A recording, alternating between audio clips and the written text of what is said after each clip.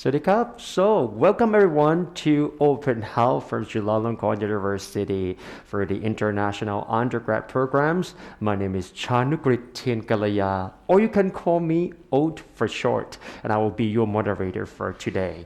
So, I just want to welcome everyone to Chulalongkorn University, or we usually called it for short, Chula. So, it is very exciting day for you because all of you will learn more about our programs, especially international program in which you're interested in. I'm not going to be here for today because I have the program directors, professors, alumni, and also some current students to come and give you some insightful information so that you can learn more about your program that you're interested in. All right, so now, but before that, I would like you to let's hear some opening remarks from the assistant to President for Global Engagement, Assistant Professor Warapapa Nakawachara, and she's going to give you some opening remarks. So let's listen and enjoy. Hello, everyone. Welcome to Chulalongkorn University's virtual open house for international undergraduate program for the 2022 admission. If you are looking for an education that will prepare you to face or embrace the challenges of the disruptive world in the new decades, Chulalongkorn University can get you ready for that. Throughout the first century of our establishment, we have been recognized as a leading institution for higher education that has produced quality graduates. Our graduates have served our society in various fields at both national and international levels. We have continually and successfully developed international comprehensive curricula. And today, we will guide you through all our 18 international undergraduate programs, two of which are our new programs in engineering and medicine. We take it as our mission to provide educational and learning opportunities for our students. We hope that our students will be able to combine their academic knowledge, experience, and practice to contribute to their professional success in the future. We are looking forward to welcoming you to our campus in the vibrant city center, where you will grow and find your niche no matter what your interests are. Welcome to Chulalongkorn University. Thank you very much, Assistant Professor Dr. Warapapa Nakawachara, for giving such a warm and welcoming speech. All right, so now it seems like everyone's here, right? So please welcome, and I can't wait until I see you all. And if you do have any questions, please feel free to put it in the chat box. And if you're watching from the live on Facebook of the Office of International Affairs, so please also leave some comments or some questions there. We have our staff and our admin to be able to answer and standing by to answer all of your questions. So, all right, now you're learning about a little bit about Chulalongkorn. Now I would like to learn more about you, where you're coming from. So, are you guys ready? If you guys ready, let's go to Mentimeter. So if you grab your device, then you go to menti.com, and then for the menti.com, you are going to enter some of the codes right there.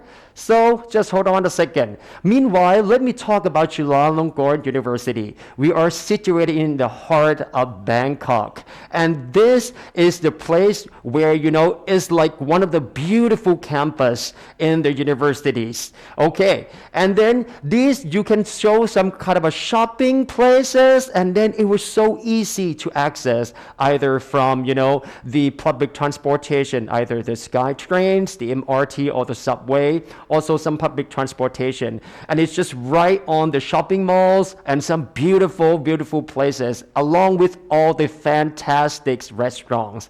You know what? This is a great decision for you to come to check it out, Chulalongkorn University, because we offer more than 100 international programs across 27 teaching units. Now we're talking about 20 faculties, 3 institutes, 3 schools, and also 1 institution. So that's why I'm sure that at least you will find at least one of the program that you fit for you for your interest.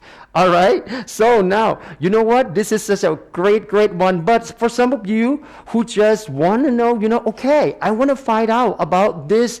What are we offering for today? We are talking about today in the morning, we're going to talk about the program from Politics and Global Studies, Language and Cultures, Communication Management, Economics, and the Business Administrations. All right, now it's time for me to find out more about you. So if you're ready, let's get into the mentimentor.com, and then we want to see where you're from. So go to menti.com and then use the code 96970281. And then please tell me if you're from Thailand, please say so, because we will welcome you all, no matter where you are. And if you're from different countries, either from Europe, North America, or even Asia, please tell us where. Yes, Philippines. Hello, good morning. Hi, Japan. Konnichiwa, Thailand, Sawasdee krap, and Philippines. Hello, good morning. Hello, Malaysia. See, we got a lot of our internationals who are interested in our program today. I'm very happy that you're here, and you'll find out more about our wonderful programs offered by Chulalongkorn University. Okay, now we have China as well. Wonderful. A lot of our friends here, don't be shy. California from USA. That is amazing. Excellent. Great. So, thank you so much. Myanmar too. Wow, how excited. Because we got a lot of our prospect or international students from all over the world. They've known about Chulalongkorn University. We are one of the leading institutions in the higher education, one of the best in Thailand, and we're in the top ranks in Asia and also in hundreds from the world. So if you're ready to get the best academics and then also enjoy some beautiful country like Thailand in a tropical country like this, please do welcome to Chulalongkorn University. All right. So now, actually, let me talk about what are we going to see and learn some of the programs. As I say, the first half of the day, we will learn about the program from Politicals and Global Studies. Then the next one will be the Language and Cultures. Next will be the bachelor programs in Communications and Management, following by the programs in Economics and Business Administrations. Then we do have a quick break for about an hour. And don't go anywhere, because we have CU Band who play some beautiful and music to the ears during the lunch break. So you can just leave your Facebook on or your webinar on. Then in the afternoon, we have the program, which is the psychological science, and then arts and science in integrated innovation. Also applied chemistry, biotechnologies, and then in the architectural design, and then we also have some communication design. And along with, international schools of engineering are coming here. Then we do have 2 brand new bachelor international programs for you, which is Chemical and Process Engineering and Chulalongkorn University International Medical Program. So stay tuned with us. If you cannot decide yet, let's just listen for all of our wonderful program. And if you do miss some of the programs, then you can go to our Facebook, and then we watch our rerun from the International Affairs from the Chulalongkorn University. Okay, all right. So now let's talk about, in order for you, and understand that you're coming from different countries, and sometimes you want to make the transition a little bit smoothly or seamlessly.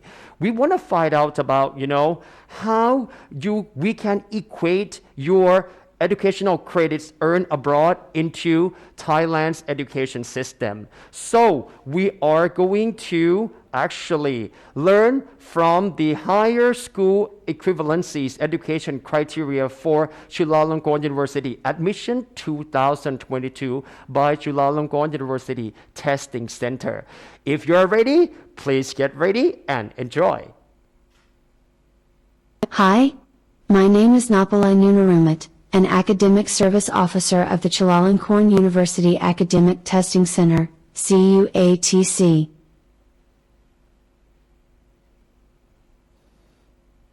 On behalf of the CUATC, I would like to provide the information on the High School Certificate Equivalency System for the Chulalongkorn University Admissions 2022.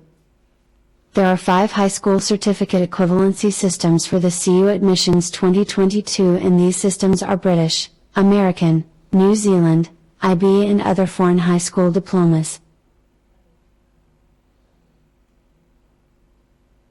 First, for those who are in the British system, they have to submit the GCE A-level examination results of a minimum of 3 subjects, grade A* to E, or the Cambridge Pre-U results of a minimum of 3 subjects, grade N1 or D1 to D3.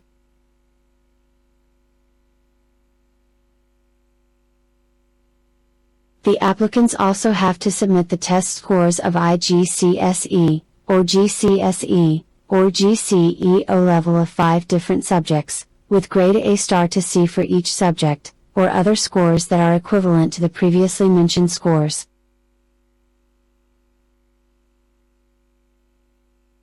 The example shows the GCSE results in an alphabetical format.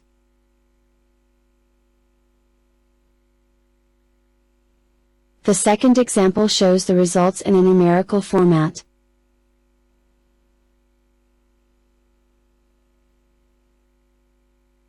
These are the examples of the IGCSE results in both alphabetical and numerical formats.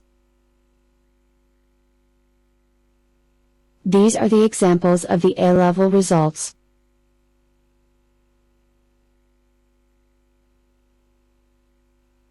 For the American system, for those who have the GED test results taken before May 2017, the total scores of the 5 subjects must be no less than 2,250.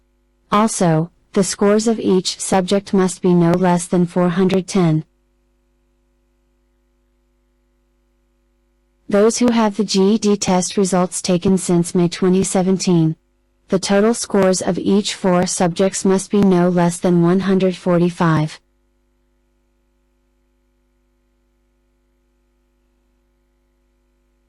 Here are the examples of the GED test results.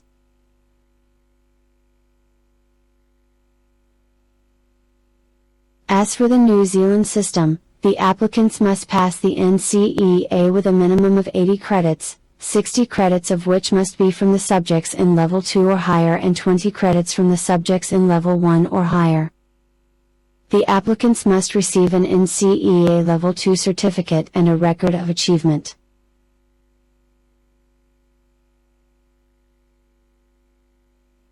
Another option for the New Zealand system is that the applicants must pass at least 5 different subjects in Level 2 or higher and must obtain total credits of no less than 60 credits. The applicants have to receive at least 4 credits in both English, literacy, and mathematics, numeracy, in Level 2 or higher.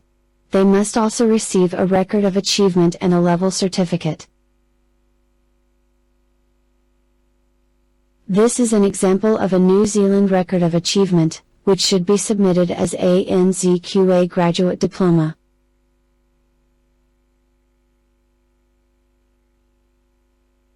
Next is the IB system.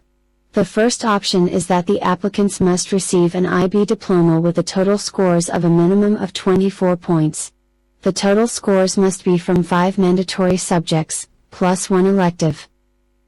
The applicants must also pass the IBO standards in Extended Essay, EE, Theory of Knowledge, TOK, and Creativity, Action and Service, CAS. Another option is that the applicants must receive the IB Diploma Course Results, IBCR, which include at least 5 different subjects, and must obtain no less than grade 3 in each subject.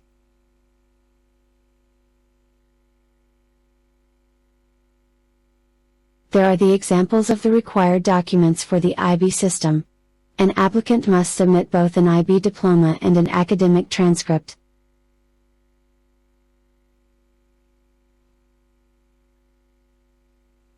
As for other high school diplomas, the applicants must refer to the Ministry of Education's announcement on the overseas high school equivalency.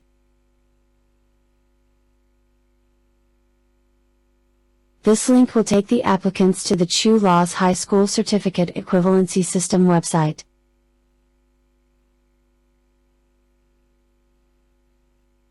After the applicants sign up, they are required to complete their profile information and upload their ID photos. Next, they will be instructed to upload the documents to request for a provisional equivalence certificate, a high school equivalence certificate, or a GPA equivalence certificate.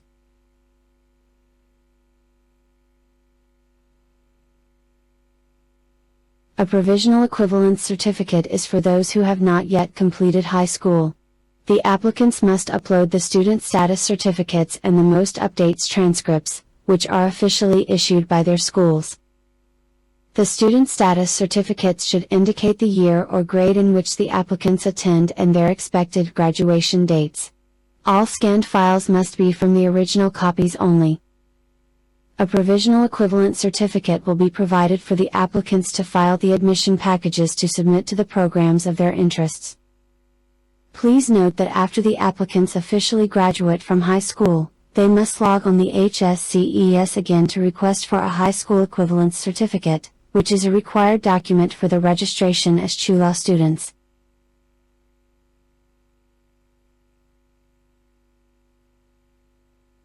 A high school equivalence certificate is for those who have completed high school by the time they submit the admission applicants. The applicants must upload their diplomas or certificates and transcripts. All scanned files must be from the original copies only. For the GED system, please upload a GED transcript. The original copy is already in a PDF format. For the NZQA system, please upload a New Zealand Record of Achievement. The original copy is already in a PDF format. Do not rename the PDF files.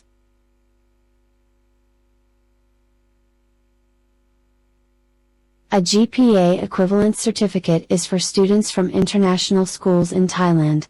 The applicants must upload their student status certificates and their most recent transcripts, which are officially issued by the schools. All scanned files must be from the original copies only.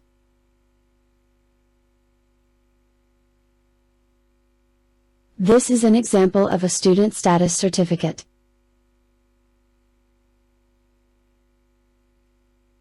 These are the examples of the complete transcripts.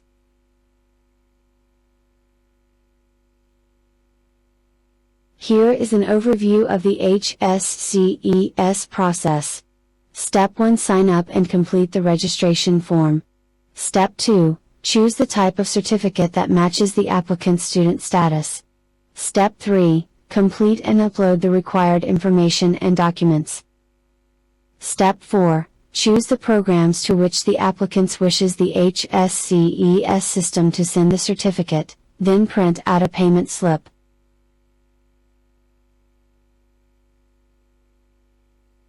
Step 5: Make payment over the bank counter. Step 6: Check the payment status in the following day after the payment. Step 7: CUATC officer checks the document and coordinates with the applicant for any additional documents. Step 8: Once all the documents are approved, the applicant can print out an equivalence certificate of the type appropriate for the applicant to use.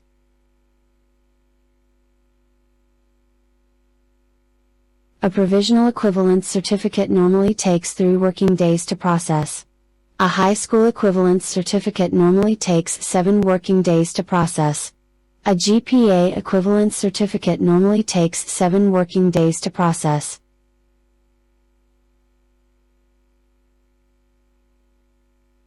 There are the fees for the certificates.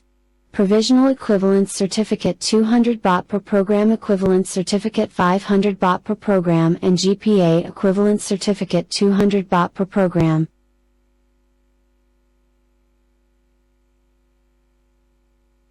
The applicants can check their document status on the HSCES website. Once the documents are approved by the CUATC, the applicants can download the documents from the links provided.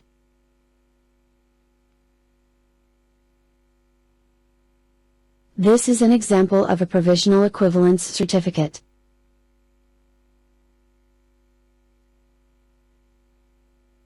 This is an example of a high school equivalence certificate.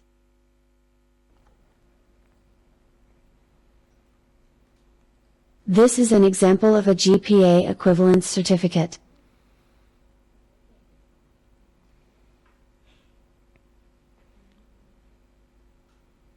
Thank you very much. Okay, so now whether you're from international school or you're from different countries, you see that the transition is very smooth and it's pretty easy and straightforward.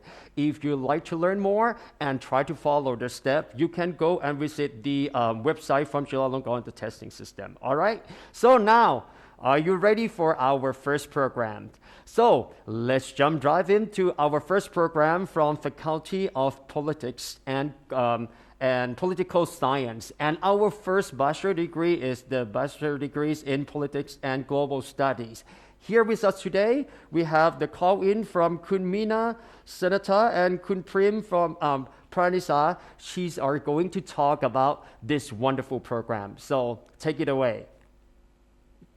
Thank you so much for the kind introduction and welcome everyone once again. I'm Mina and today I will be representing the Politics and Global Studies program of Chulalongkorn University along with Prim. So the Politics and Global Studies program is in short an international undergraduate program within the Faculty of Political Science here at Chula. It is a double degree program where students will graduate with 2 bachelor degrees, one from Chula and another from one of our partner universities. So what are the 2 partner universities, you might ask? So let's find out in this upcoming video.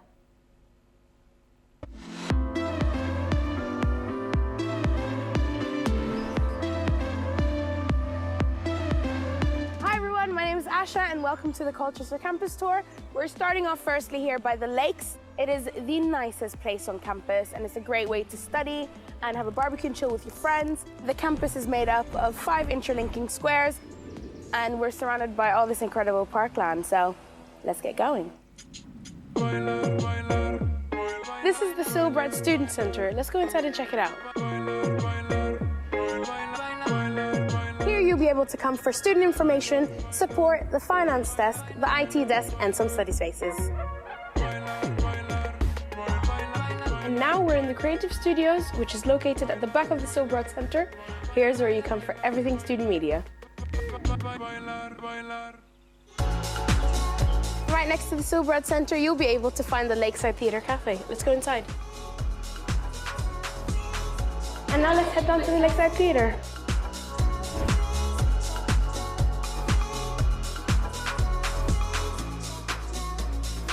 Welcome to the Albert Sloman Library. Here you'll find 6 floors of books, archives, and one of the only 4 Paternoster lifts in the UK.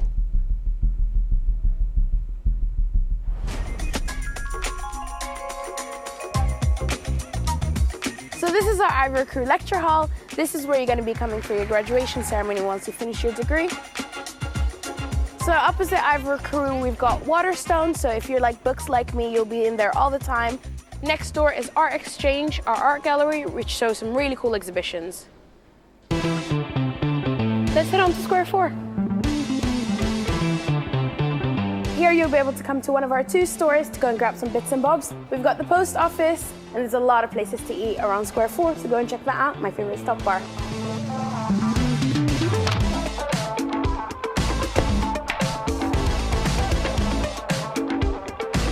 And this is Square 3. Here you'll find the SE reception, great coffee in the kitchen, lots of places to eat, and below us is the nightclub Sub-Zero. So this is the Lecture Theatre building, also known as the LTB. You'll have quite a few lectures in here, and it's also the home to the SC Zone Cinema.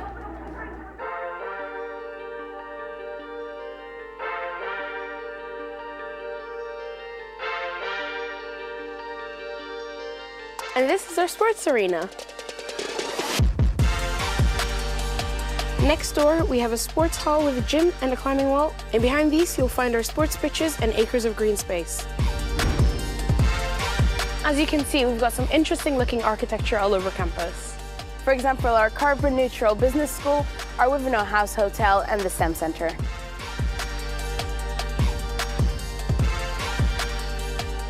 And that's the end of our tour now. Thank you so much for following me around campus, and I can't wait to see you soon.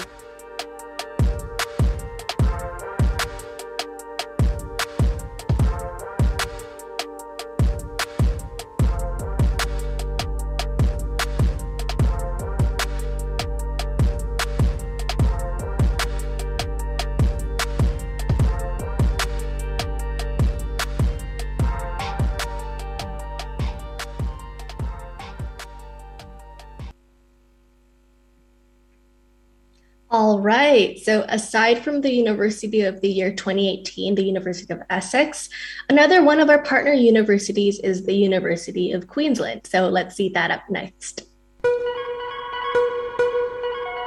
Your UQ life is about more than just the on-campus experience. Even if you're studying online, UQ has extensive resources to help you succeed, with lectures and learning activities available online, and library and other support services just a click away. UQ Life is about helping you make meaningful connections, explore new things, make new friends and feel a part of the UQ community, both on campus and online. Through UQ Life's virtual village, you can make new friends, explore your shared interests, gain support and access services. Our social media channels and website allow you to build a sense of belonging and really engage and be a part of the UQ community, as well as access exclusive online content and events from dance classes, live music and discussion panels, to even art classes, online workouts and mindfulness. How much or how little you get involved is totally up to you. The UQ Life team is always here to help you have the best experience you can as a UQ student. After all, this is your UQ Life.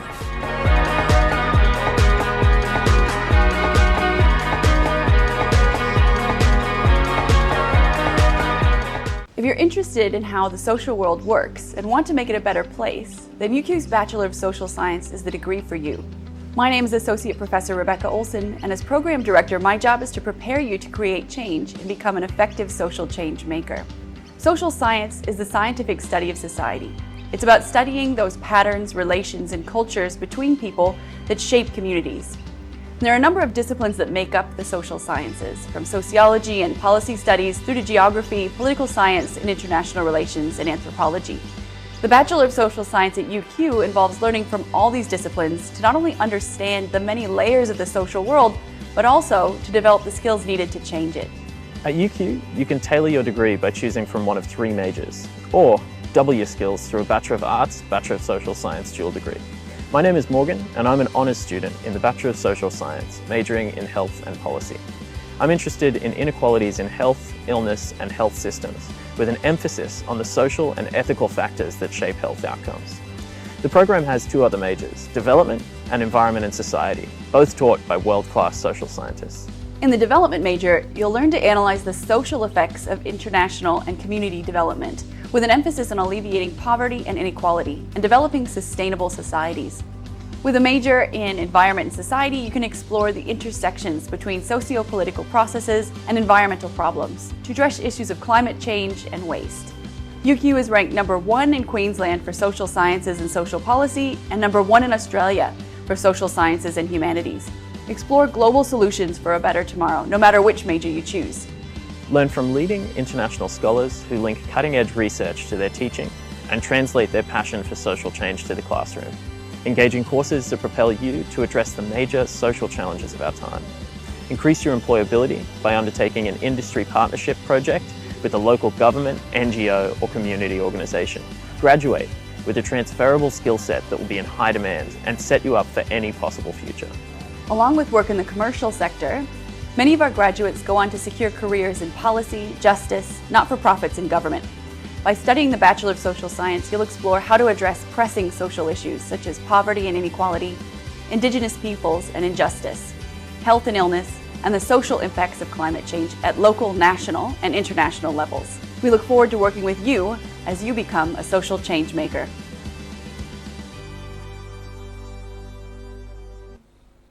Okay, good morning, and that was a glimpse to our program. Today we are going to give you introduction about our program and what requirements you need to meet for the application. First, I want to start off by saying that our Chulalongkorn University is ranked first in Thailand and top 100 to 150 of the world in politics and international study. Our program aims to educate students to prepare them to become globally committed citizens. Education gives us a profound understanding that we are tied together as citizens of the global community and that our challenges are interconnected. There are two main elements of global citizen education. First, global consciousness, the moral or ethical aspect of global issues. Second, global competency, skill meant to enable learners to participate in changing and developing the world. Student active participation in projects that addressing global issues of a social, political, economic, or environment. Next, 3 ย่าน or 3 major spheres of learning in our program. First, knowledge, providing both multidisciplinary as well as specialized field of knowledge. Second, multicultural experience, diversity of teaching, work-based learning, and extracurricular activities. And third, dedicated change maker committed to local and global community. In the next following slide, we will be discussing our program structure. Our program is the first of its kind to offer various tracks with different partner universities. Our program offers 2 degrees in collaboration with University of Essex and University of Queensland as presented in the previous video. Students will graduate with 1 degree from Chulalongkorn University and 1 from their chosen university. As stated in the earlier slide, students will be able to choose their preferred track that best match their interests, both academic and personal. This is the picture of our partner location, University of Essex, England, and University of Queensland in Brisbane, Australia. And why not a picture of our beautiful university, Chulalongkorn? And you might wonder why Chula. Chulalongkorn University is a national research-based university that located in the heart of Bangkok, Thailand. Established in 1917 by King Vajirayana following King Chulalongkorn Foundation in promoting civil service college. Our university is a green and sustainable campus which ranked first in international and 14th in the world by UI Green Metric for City Center Campus 2018. In 2020, QS World University ranking by subject ranked Chulalongkorn University Politics and International Studies in the top 100 among the world, which is the highest ranking among its peers in Thailand. Let's talk about our classroom. PGS classroom is equipped with easy-to-move table and chair, suitable for different kinds of class activity. The back of the room is an open space with cozy wooden steps as shown in the picture. The informal and friendly atmosphere allows students to make the use of the space for their creative needs.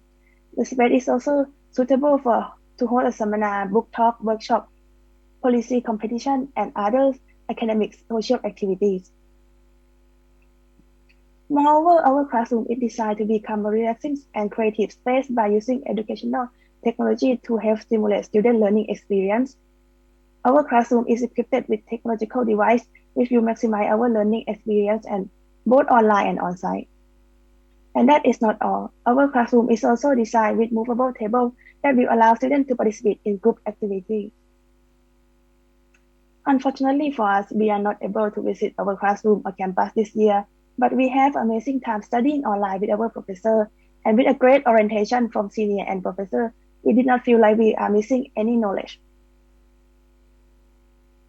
Next, our award-winning library, which play an important role in providing teaching and learning experience on campus and create comfort space for students to exchange ideas and thoughts. In the next following slide, our campus activity will be presented. First, we have many guest speakers from government and private organizations for different classes, giving us many valuable experience and knowledge that can't be found elsewhere. And for the next part, I will hand over the presentation to Mina. All right, thank you, Prim. So one of my favorite things about PGS is the guest lectures, like Prim has mentioned, but also our clubs and activities. So one of the clubs within the Faculty of Political Science is the YALPI, or the Young Asian Leaders Policy Initiative, which is an international forum that aims to solve current social problems from the bottom up policy, which is an aspect of the ASEAN younger generation, creating policy recommendations. And on to the next slide, here are some different topics of the forum in the past year, with the main theme being tackling social inequality in the age of COVID-19. The sub-themes are as listed, including women in the workforce, underprivileged youth, and migrant workers. Next slide, please. So other than that, another club within our faculty would be the Chulalongkorn University Model United Nations, or Chulamun Club, which is a club as well as a conference. And in the most recent 2021 conference, next slide, please, there were 3 committees, including DISEC, SOCUM, and HLC, which are all UN committees. So some example topics would be restoring stability, of post-political conflict countries. So if you're interested, we're also holding another conference at the beginning of next year, so feel free to check that out. Next slide. So during on-site school, we had the buffet lunch program where staffs, professors, and students were invited to come together, socialize, and have lunch together. So it was really a tight-knit and friendly community, not only between the students, but also between students and professors, as well as staffs. Now, next slide. I am going to now be going into detail in explaining our dual degree program partnerships, and starting with the University of Essex. So our program is a partnership with the Essex Pathways and the Department of Government at the University of Essex, and models include academic development skills, research, social research, and datacy. So feel free to read the details off of the slides or take a screenshot if you're interested. And on to the next slide. Here are some photos of the beautiful Essex campus. So yeah, as you can see in the video, there were 5 main buildings. And now I am going to be explaining the details of the students who choose to take this track. The students on the Essex track will spend their first 2 years at Essex University in Colchester, and their 3rd and 4th year here at Chulalongkorn University, where they will receive a total of 2 bachelor degrees, one a Bachelor of Arts in Social Science from the University of Essex, and another Bachelor of Arts in Politics and Global Studies from Chulalongkorn University. Now let's move on to another one of our partner universities, the University of Queensland. UQ offers diverse modules of studies. Next slide. Yes, thank you. And it is in multidisciplinary modules taught by scholars from different schools. So there are 2 distinct majors within the UQ track, the first being the development major, and the second being social and public policy. So both provide conceptual and methodological skills, such as analysis, social sciences, politics, public policies, and quantitative and qualitative approaches. The university itself is located in St. Lucia in Brisbane, known for its contemporary architecture, beautiful landscapes. It's Queensland. And so graduating with 2 degrees in the Bachelor of Arts in Social Sciences from UQ and a Bachelor of Arts in Politics and Global Studies from Chulalongkorn University, students will receive a total of 2 bachelor degrees within 4 years of study. Next slide, please. Now, let's talk about what exactly makes our program unique. So, by offering a multidisciplinary and specialized courses through an international curriculum, we cover topics such as philosophy, politics, public policy, sociology, anthropology, international relations, as well as an academic skill development. This means relevant news in a contemporary context that are applicable to our daily lives. So, like I said, we provide a contemporary focus onto the next slide in both local and global emerging phenomena. So we are preparing students to become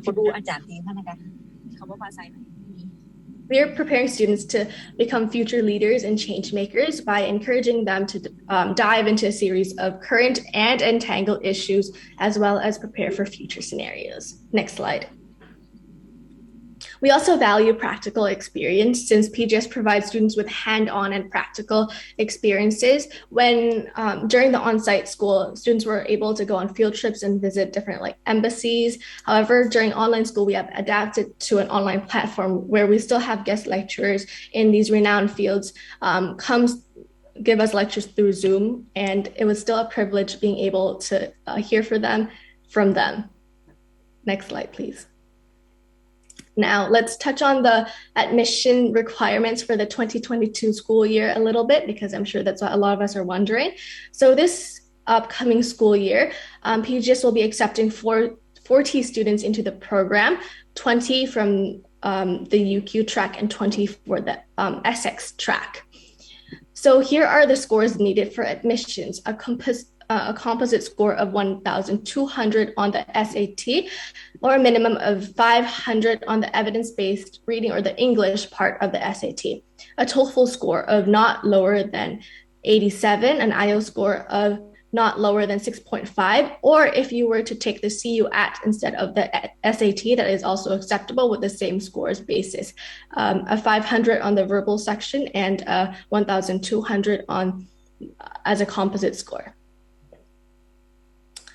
Now, the interview process is also a big part of the admissions requirement, where there are 4 main criteria that students will be graded on in the interview. The first being international politics and global situation knowledge, analysis and problem-solving skills, leadership and creative thinking, and English communication skills, all of which the points are stated on the screen.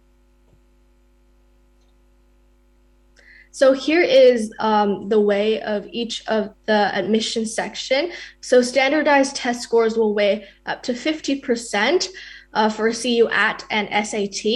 English scores, TOEFL and IELTS weigh 20%, whereas the interview weighs 30%.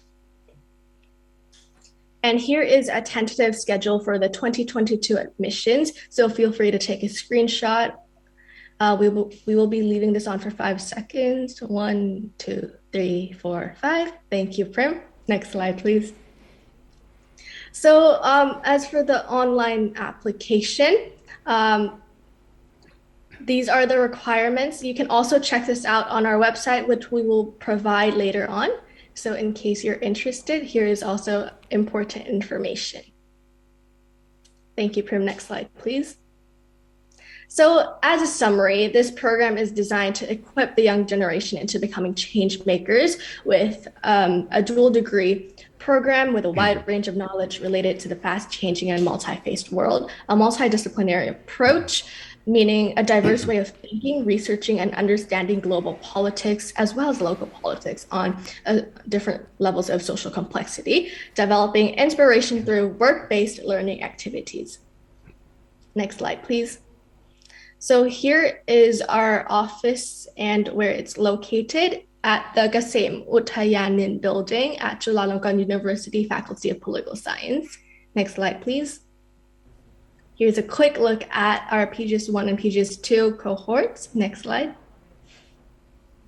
So if you're hesitating on applying, just remember that you miss 100% of the shots that you don't take. So trust me and just apply. And if you have any questions at all, please do not hesitate to reach out to us through the following platforms. Our website, pgschula.org, our Facebook page, pgs.chula, email pgs.chula@gmail.com, as well as our Student Council Instagram page at PGS Student Council, where you can just shoot us a DM. Thank you very much for your attention. Well, thank you very much, both Prim and also Mina. That was a really interesting one. Such a great opportunity, to learn from both institutions. So let's talk about, some of the Q&A questions. And if any of you have any questions, please feel free to put it down in the chat box, and then we can just, read the questions, and then either Mina or Prim can answer. All right. So now I think I would like to ask, how can we increase the chance to get accepted into this program? Could be either Mina or Prim. You can answer this question. Right. So first of all, if you want to be able to get in, you must apply. So by not applying, there is 0% chance of you getting in. But by simply applying, that already increases your chances of getting in by a whole lot. And through applying, make sure that you're equipped for it, in which it really comes down to having logical reasoning, the ability and the desire to learn, as well as equipping your views with practical knowledge and facts, in which we believe that PGS will be able to provide you with.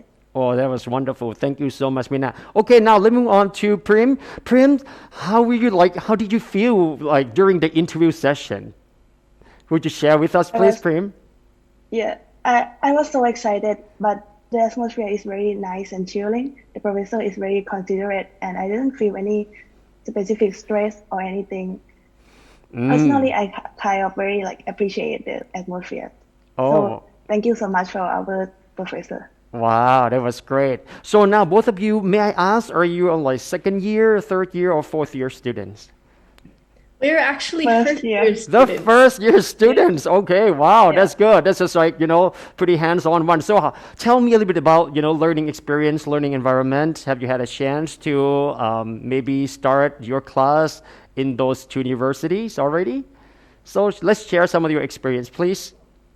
We can start with Mina first. All right, so we haven't had the opportunity to have in-person classes. However, we have visited the building from the outside, but all of our classes are held through an online platform such as Zoom or Microsoft Teams. At first, not gonna lie, I was kind of disappointed that I wasn't able to go in class. However, when that was prior to actually having these online classes, and when I actually got to experience the classes, I felt like I was, of course, I would prefer on-site classes. However, I was not as disappointed. I was actually very satisfied with the education I was receiving, because I saw my own growth, and I saw how these classes were actually very interesting, and I was motivated to learn because of the content that was taught and the engagement of each of the discussions, lectures, as well as the projects that were assigned in each of these classes. And I just felt motivated to learn. Great, thank you, Mina. So let's turn to Prim. So how do you feel? Yeah, so same as Mina, at first I was kind of worried because studying online can mean not the lack of feedback from the professor. But considering after we study online, we found that PGS is very considerate about student idea, value, or anything. So they have a separate meeting for students to talk exclusively and privately with the professor, or separate email feedback. So I kind of very satisfied with the result from the online study. Yeah, that was wonderful. So now let me ask both of you, which university are you going to choose, or you have chosen already? And which one? Right, so we both. sorry for You go No ahead. problem, no Yeah, you go problem. ahead. We choose our tracks when we accept our offer into the university, in which we both chose the Queensland track. Oh, wonderful, wonderful. So that means you're going to study with Chula for the first year, and then second year and the third year, you're going to go to QU, U of Queensland, right? That Yes, would be that is nice. That was nice. And have you had a chance to talk to your friends that, choose the track to University of Essex to see, how they're doing? Something like this? Would you like to share with us? Yes, actually. Yeah.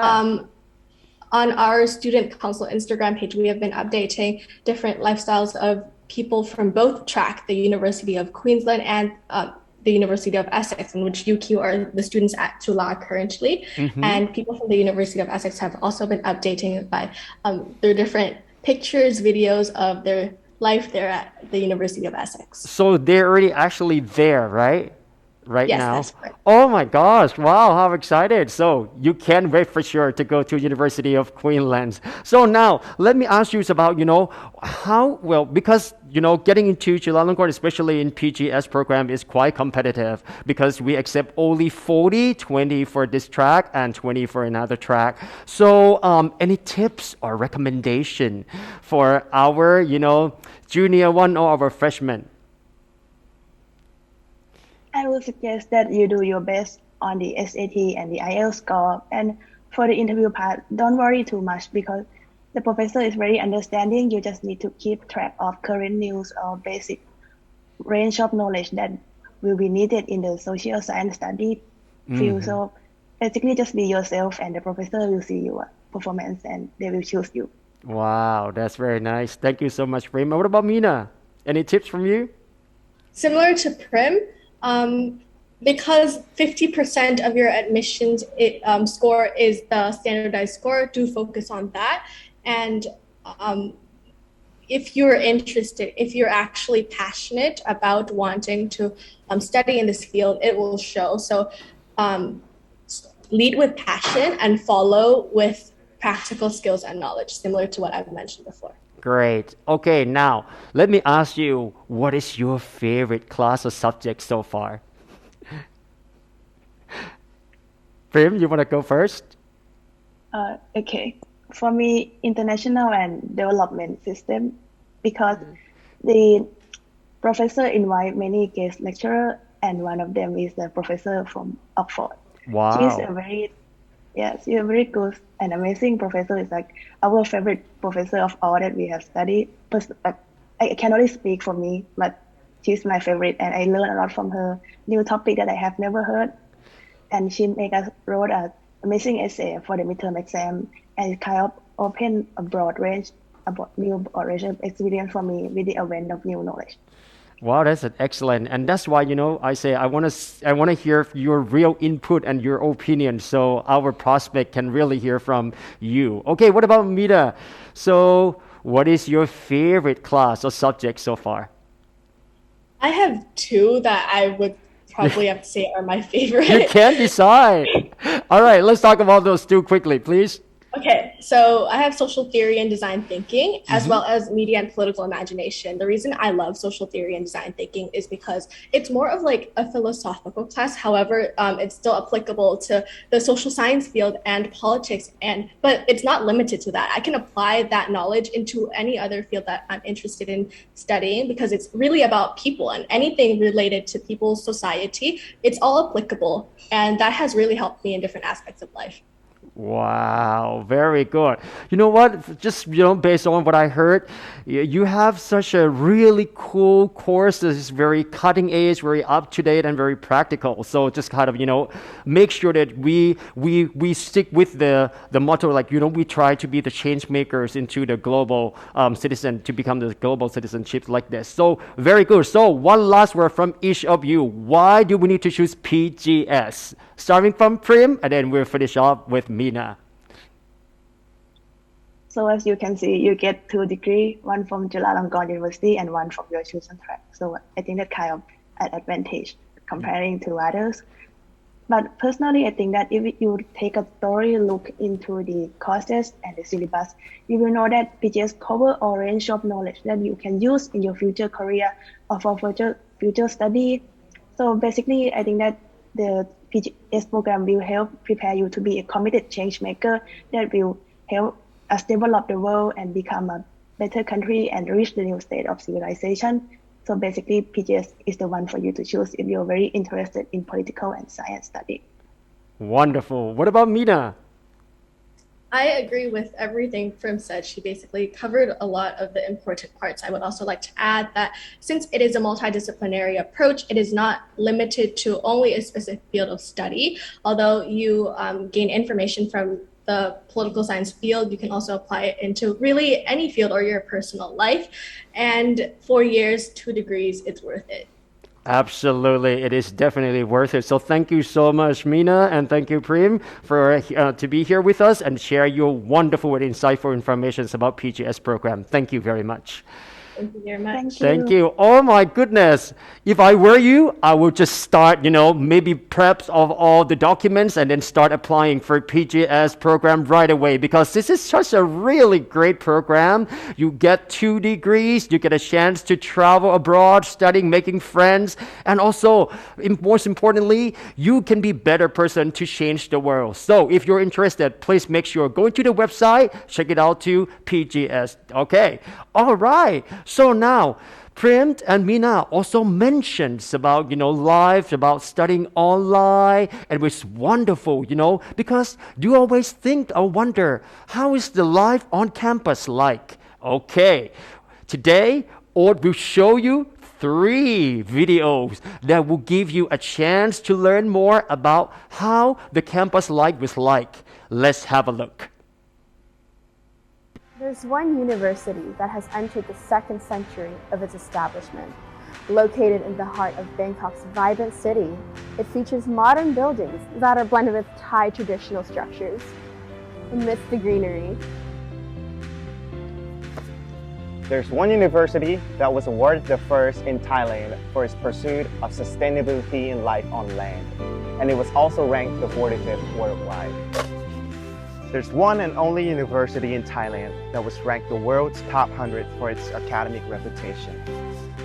And this is the first institution for higher education in Thailand, Chula University. Even though the route on the Chula University campus covers over 2 kilometers in distance, they extend their reach to all 20 faculties, 23 colleges, research institutes, dormitories, accommodations, and other office buildings. Its students, lecturers, and staff can go around the campus by eco-friendly vehicles such as CU Bike, CU Shuttle Bus, Toyota Hamu, and MoveMe. The CU Shuttle Bus also provides service for general public. Oh, do you know what's good about it? It's free of charge. If you're hungry while wandering around, don't worry. There are many canteens where you can order various kinds of food at affordable prices for students and the general public.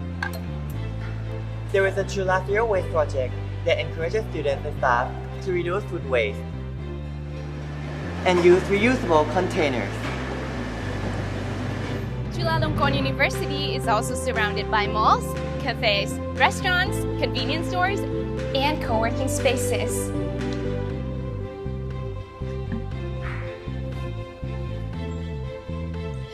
Students and staffs are able to get a discount and special offers from famous restaurants, shops, and other services through CUNEXT application. And they're all cashless society friendly. As Chulalongkorn University is one of the leaders in the health and medicine field, many health promotional services are provided for its students. Staff in the neighboring communities such as CU Sport Complex and CU Sports Stadium offers a fully functional facility, where students, lecturers, and staff can enjoy a variety of sport, both indoor and outdoor. Accidents can occur while students are on campus, but don't worry. The CU Health Service Center and the CU Student Wellness Center can treat both physical and mental illnesses. Besides the student-centered learning, Chulalongkorn University provides students with academic resources that they can study or do further research in an appropriate atmosphere. It has one of the largest collections of books and ebooks in Thailand, together with a number of rare publications and digital media. The campus also houses museums, galleries, and halls where students, staff, and invited artists can exhibit their artwork and perform. It boosts their creative ability and to promote artistic environment to the Chula community.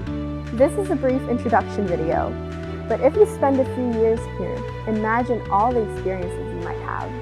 This is our campus life. This is Chulalongkorn University. Nice to see you.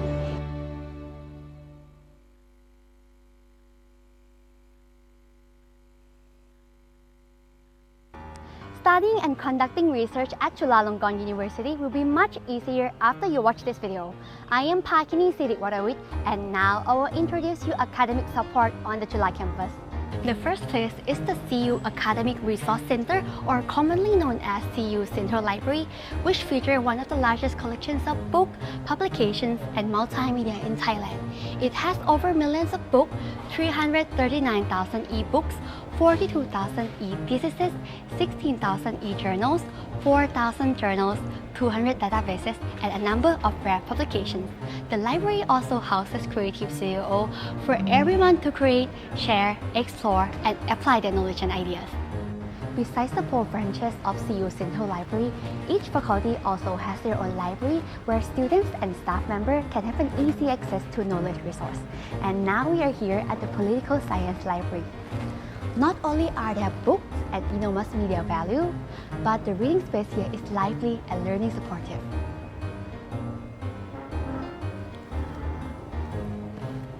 You can now borrow a book from the CU Central Library and pick them up at the faculty's library through the library function in CU Next application. You can search and reserve the book you want and also check for your reading history, library news, and your finds. CU Next and CU Next Staff application will assist Chula students and staff with a lot of convenient functions such as digital ID, common room reservation, tuition fee payment, and privileges.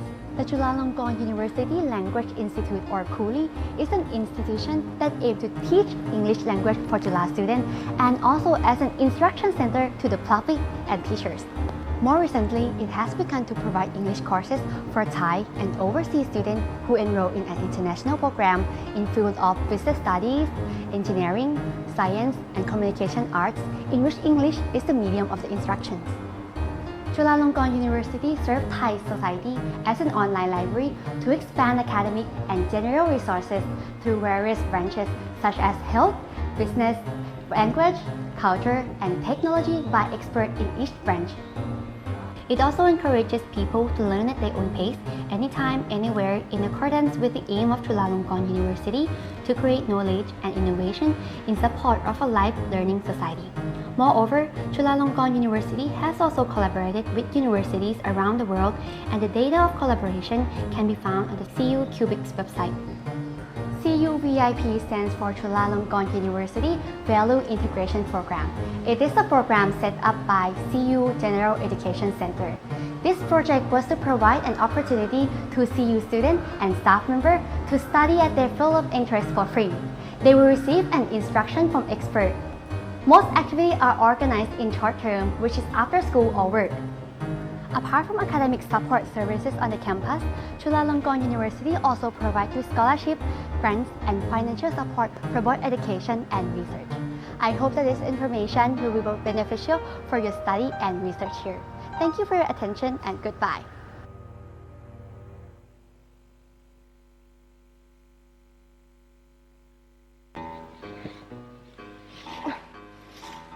Good morning, everyone. My name is Faye, and today, through my experience, I'll be introducing to you the life of a Chulalongkorn University student. Chulalongkorn University is surrounded by many accommodations for students and staff. And right now, we're at CU iHouse, which is one of the on-campus residences for international students and lecturers. Each room comes fully furnished with an air conditioning system, modern facilities, 24-hour security, and safety systems. The residence is entitled to the university's shuttle bus service and my favorite, free Wi-Fi. Chula Wi-Fi is a network for Chula students, while Chula Free Wi-Fi is a network for Chula visitors who are here for meetings or academic purposes. They can easily access the network by themselves without having to waste time contacting the staff to ask for a password. Furthermore, there are also the Chula Guest Wi-Fi network and also EduRoam. There are many canteens and cafeterias scattered around each faculty. You can check out the canteen closest to you by looking at the campus map, where you can also look up car parks, service centers, or other facilities.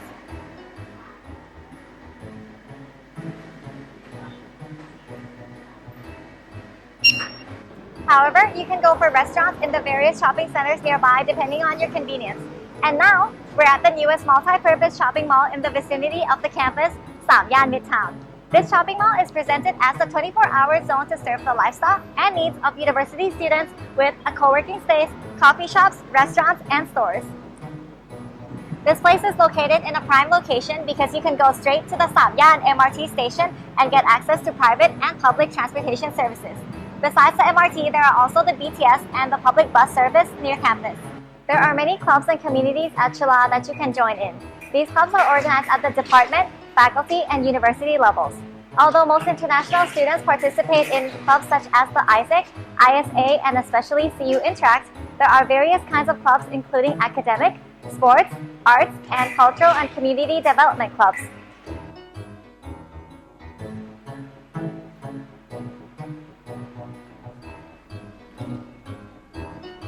And here's the CU Book Center, a bookstore and a center for academic progress, knowledge, and entertainment. Visit the CU Book Center and be ready to explore books in Thai and English, CDs, and plenty of publications. Also on sale for all ages are office equipment, stationery, and also learning materials that are suitable for learning both inside and outside the classroom. Over the years since its first launch, the CU Book Center has opened 10 branches across the nation and also offers online services.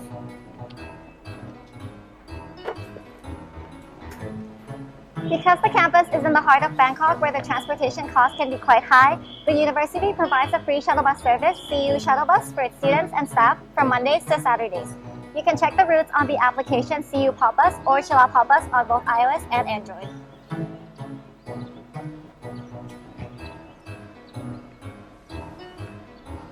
Oh, the bus is coming. I have to go now. See you soon.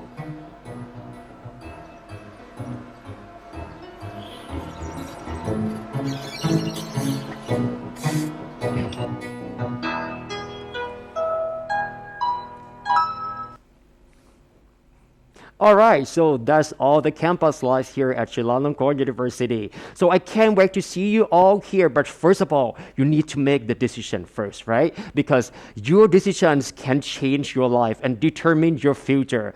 And if you're here listening to Open House here for Chulalongkorn for international undergrad programs, you make the right step and the first step to come to Chulalongkorn. And we would like to welcome you all here today. Once you find your program that you're interested in and this is the right program for you, please don't hesitate to actually apply, prepare all the documents, and then get ready to become our Chulalongkorn family. Okay, now we look at the Chulalongkorn campus life. But what about this kind of COVID-19? What do we do? How can we prepare this into this, kind of a pandemic or outbreaks environment or community? So Chulalongkorn will have a little of the measures to prepare and make sure everyone here is safe. So now I'm gonna have a little bit of the presentation to talk about some of the things that, and want to recap some of the things that you might need to know. So let's have a look. Okay, for the agenda for this one, very short brief for the application timelines, and then we're going to go into Chulalongkorn measures and policy during the COVID outbreak. Then we will talk some of the great opportunity for Chulalongkorn partnerships with one of the leading and top universities in the world. So let's start off with the first one, which is the application timeline. So just a quick recap for you. For the first one, the first round for this is our first open house, right? So right after this, in the very close to this early admission, December 20th until February 4th, this is the early admission. So if you want to get in first, lock your seat and become our Chulalongkorn students. So please start it right now. Then we have their actual admission during the period of the March 4th until May 3rd. And if you're interested in the Doctor of Medicines or UC Medi, then the admission starts in January 31st to February 23rd of the year of 2022. If you would like to learn more about the information, we got the QR code for you. Please do scan and then get some more information about each of the programs and some admission process and timeline. Thank you. All right, so next, we're going to talk about this COVID-19. We if we are we take this thing very seriously. So whenever we have some new announcement, we will post it on the website. So you can always check out the website at www.chula.ac.th and then type COVID-19. We have some up-to-date the CU announcement for this kind of situations. Also, we also take the Chula measures and information for the health services, standards for practice, and relevant procedures, and then university activities.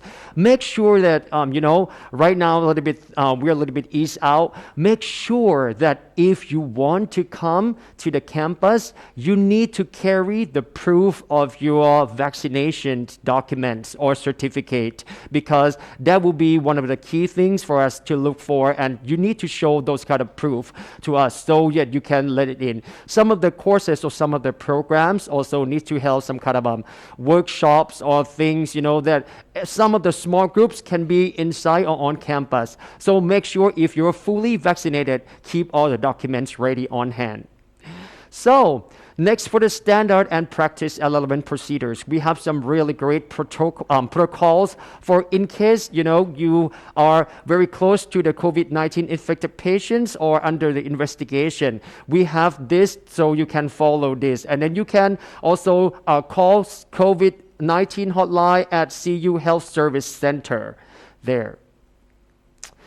Now, speaking of some of the things that Chulalongkorn offer during this time, we have the scholarship for undergrad students. But let me make sure that I say this one is clear, because if you're interested in getting into the scholarship or get the scholarship, you need to go into each programs, and then you can read some more detail and follow the step and procedures from each of these faculties. Like for example, if you're interested in some of the program scholarships from India, which is under the architecture faculties, yes, it is available. And also there are, a lot of the programs right now that we try to help you, especially during this COVID-19. Once again, you need to go and check out the programs to make sure that they offer the scholarship to ease out some of this during this difficult time. Okay. All right, so now let's talk about one of the great opportunity for you. So we offer McDonald International Scholarships, and this scholarship is exclusively offered only for Chulalongkorn students only. So these fellowships benefit is the full tuitions, a monthly living, some expense, and also you can, if you're gonna have to travel, then we also cover this kind of course too. You can read this, and it's in the Washington University in St. Louis. We study MOU and we partner with this. Don't miss this opportunity.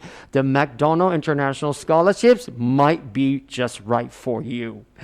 Next one, we also have this, we have the concept of Chulalongkorn. Students, you should, have some exchange program. And this is one of the things that we want to highlight. Right now, we want you to become the global citizens, where you can exchange some of the education between Chulalongkorn and from some of the top leading universities in the world. So we signed the MOU for the collaborations. Students can move, back and forth in exchange during the exchange programs, and we also highlight and encourage all the students to do all the research and collaborate with some other university to do some research and create some new innovations. If you are interested, please do check out the cubic.inter.chula.ac.th, because we has partnered with more than 500 universities from 59 countries around the world. Okay, moving on to our newest program that I like to highlight for now. It is the OAPRU, of the Global Network Collaborations. This is the Virtual Students Exchange. And then you have a chance to learn from top 60 leading university in America, like University of LA, Davis, and then we have the NUS, okay, Singapore and in Hong Kong and Taiwan and etc. So this is a great opportunity for you because this program will open up international education for all their students by providing some immersive virtual students exchange experience through digital technologies and platforms and creating encounters with new ideas, culture expert and academics and students from all over the world. All right, and I think that's all that I give some news for you. I hope this could be that exciting news for you. As you can see, no matter where you are, if you can still be Chulalongkorn University student, just wait. I think in a very short time, we will meet again soon. I have talked to one of my friends, one of my students, they say that I can't wait. I really can't wait to come back on campus. But meanwhile, I also really enjoy learning online because the professors are really nice and supportive. So if you're thinking about coming and joining us, this is the right place for you. Okay, all right. Now, I think it might be some time to start learning about our next program. Okay, are you ready? Because this next program, we have some it's I think one of the most popular programs, among the undergrad students who are interested in language and culture. Because this is the bachelor programs in language and culture, or BALAC program. And here with us, we have Kun Pragon Tongdi, which is the BALAC student president, second year. And he's going to talk about what it's like to study at BALAC. Kun Pragon, take it away, please. Thank you. Okay, first of all, Sawasdee Krab. Hello, I'm PPK, and I am the current BALAC Student Board president. Before we get to the FQA, let's talk about something that I think is more grounded in reality, and hope that this sparks your curiosity to our program. I will talk about something that you won't find from just exploring our webpage, in a perspective of a BALAC student and how a BALAC student think. I'm sure that all of you joining us today is looking for an answer, something along the lines of why BALAC? Why the Bachelor of Arts in Language and Culture? What's significant about BALAC? Or what future potential careers can a degree take you to? Especially in times like these, people tend to lose their life purpose, where probably some of you even go to the extent of questioning why university, why further studies? Well, ironically and personally, my answer to those questions lies in the simplicity of the phrase, I don't know. The only answer I could come up with before joining this program 2 years ago is that I enjoy learning the process and the connection of a civilization, learning the different culture and tradition the world has to offer for us. But aside from that, even after working as a student person for this degree for almost 2 years now, speaking to various students about our program, speaking to various organizations about our program, I still haven't figured out on what I want to be or what I wanted to do from what I'm studying, or how liberal arts will help my life significantly. Even before planning what I have to say for this monologue, I was even staring at the BALAC screen homepage for over 5 minutes, thinking of a starting point drawn from something related to the course. But then I realized something, and that's the point of my speech today. So let me tell you a little bit about my story. So over the past 2 years, my life passion has changed significantly. It changed like a whirlwind. Some passion started from the depth of my own imagination, and some from opportunities I was granted in life. I got to experience a variety of tryouts that I both enjoy and don't. But one thing I realized was in common was my approach to these jobs and my view and perspective towards it. I think the Bachelor of Arts in Language and Culture gives you a wide and unlimited view on their understanding of life as an individual, life as a community, and life as a civilization. Us Balakians are constantly being faced with new cultural and societal perspective in life, and it allows us to adapt and equip the skills we have to apply to our own life, whether through the understanding of our history, culture, gender, language, and the list goes on. The beauty of our program lies in the versatility of the course offered. It's a cultural studies course with many, many flavors, and I'll explain why. Cultural language culture, for instance, allows me to understand the different interpretation of language and learn that even English as a universal language has depth and levels in conveying different meaning and connotation. In one of my year 2 language culture course, we learned that there are many metaphorical sense to one sentence. Depending on the structure, you can convey a completely different message meaning from one another. And this applies to my recent startup in making my very own snack that is a blend between truffle and Thai inspired herbs. Well, I'm still in the process of trials and errors on the flavor, but I'm also ahead on thinking of the name and of the brand and the slogan. And through learning this language culture course, I've realized that one slogan could bring out its literal and figurative meaning that is impeccable to the consumer. Literal being the exact meaning, and figurative is more of a metaphorical twist to it. Let me give you an example. If you're launching a product as a mayonnaise or mayonnaise in Thai, and if your slogan is bring out the best, its literal meaning could be that the mayonnaise enhances the flavor, and its figurative could be that it brings your most deliciousness to the table. So when the consumer tries out the mayonnaise, their initial thought could be that yes, it do actually enhance its flavor, and with the slogan being "Bring out the best," it could also drive them to think that this might actually be the best dish on the table, which could convey two messages. Like I said, there are many more towards the concept which I have learned to apply to my own startup, which is one of my passion. Aside from that, gender studies, for instance, open up a lens towards a perspective in the queer community that I never know before. That all gender in our world is doing gender. But what is doing gender exactly? Doing gender is basically conforming to the gender you want society to perceive you as. Whether through your masculinity, femininity, the way you conduct yourself, the way you dress, etc. And even the LGBTQ individuals have to conform to a stereotypical sense of masculinity or femininity that is tolerable to our society. And not just these individuals, but also men and women.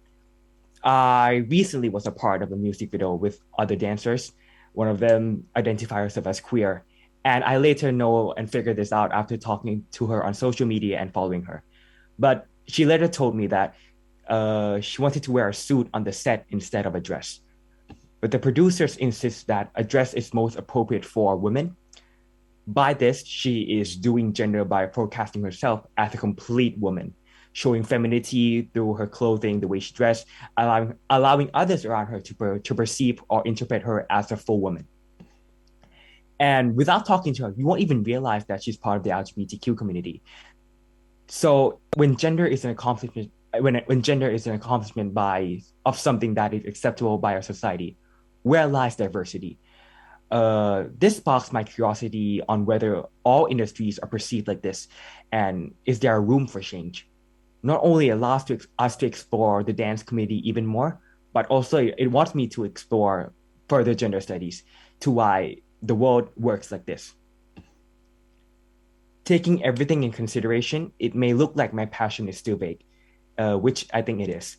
But I want you to look at the approach and my perspective to my usual passion. I think that the versatility of our course allows you to explore anything around you in a wider, greater perspective. I can't directly answer you where Balak can take you to, but I can describe it in one word that is commonly used by our students, which is diverse. Not only our cultural focus will allow you to explore the word diversity, but our provided minors like the media minor, the global, and language can definitely bring you to various further studies. Which one might be right for you? A lot of our graduates go out and finish their masters in marketing, education, food nutrition, sociology, you name it. Which some of these may seem far, far away from Balak. But trust me, one thing our graduates have in common is their curiosity, the creativity from what they've learned that has inspired them to make a difference in these careers. I can even imagine myself going to politics after discovering the actual roots of the Thai royals in Thai history. I can imagine myself going to various fields, that I think starts from my curiosity that I discovered from learning at Balak. So I think it's okay if you don't know what to do or what to be or still finding answers. I won't guarantee for you that Balak will take you somewhere, But I can tell you that Balak does provide you more than one definite answer of what you want to do in your career or life. So how do you apply? You basically go to our website, Balak website, and there will be an application form in our website for you. Make sure to check the deadlines of each application and make sure that you apply in time for the first and second round. The first round is an emphasis on the interview. So basically, you just need to apply with your high school test. Your high school degree or high school equivalency test, and your other equivalency test, SAT, CUAT, and the first round is an emphasis on the interview. And then the second round is both interview and there will be another test on essay. So make sure you prepare for that. And one thing I would like to remind all of you today is that please get your equivalency test as soon as possible, as our program Balak might be closing our application form sooner than other programs. Due to that, we have to prepare for our essay. So please get your degree. Please get your equivalency test as soon as possible, so you are prepared and you're not in a rush when the deadline is near. So that's it for my speech. Let's now move on to our first year president Ivy and director Jankunia to talk about the actual FQA, or what questions are commonly asked in a degree. Whether about double degree, anything that's directly related to our course. We'll be answering that very soon. ขอบคุณครับ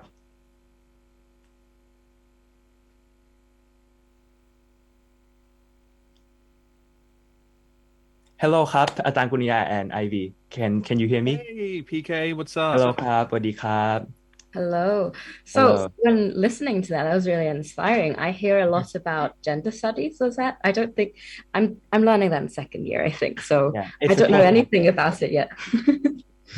But yeah, so we see that it's really broad, right? PPK already kind of touched on that bit, but maybe we should hear from Adan Kunia, who's been here for some time now, about Balak, because I think a lot of people have certain misconceptions about the faculty itself, the program, about what Balak is. So maybe we could hear about that a bit more from Adan Kunia. Definitely. Yeah, sure.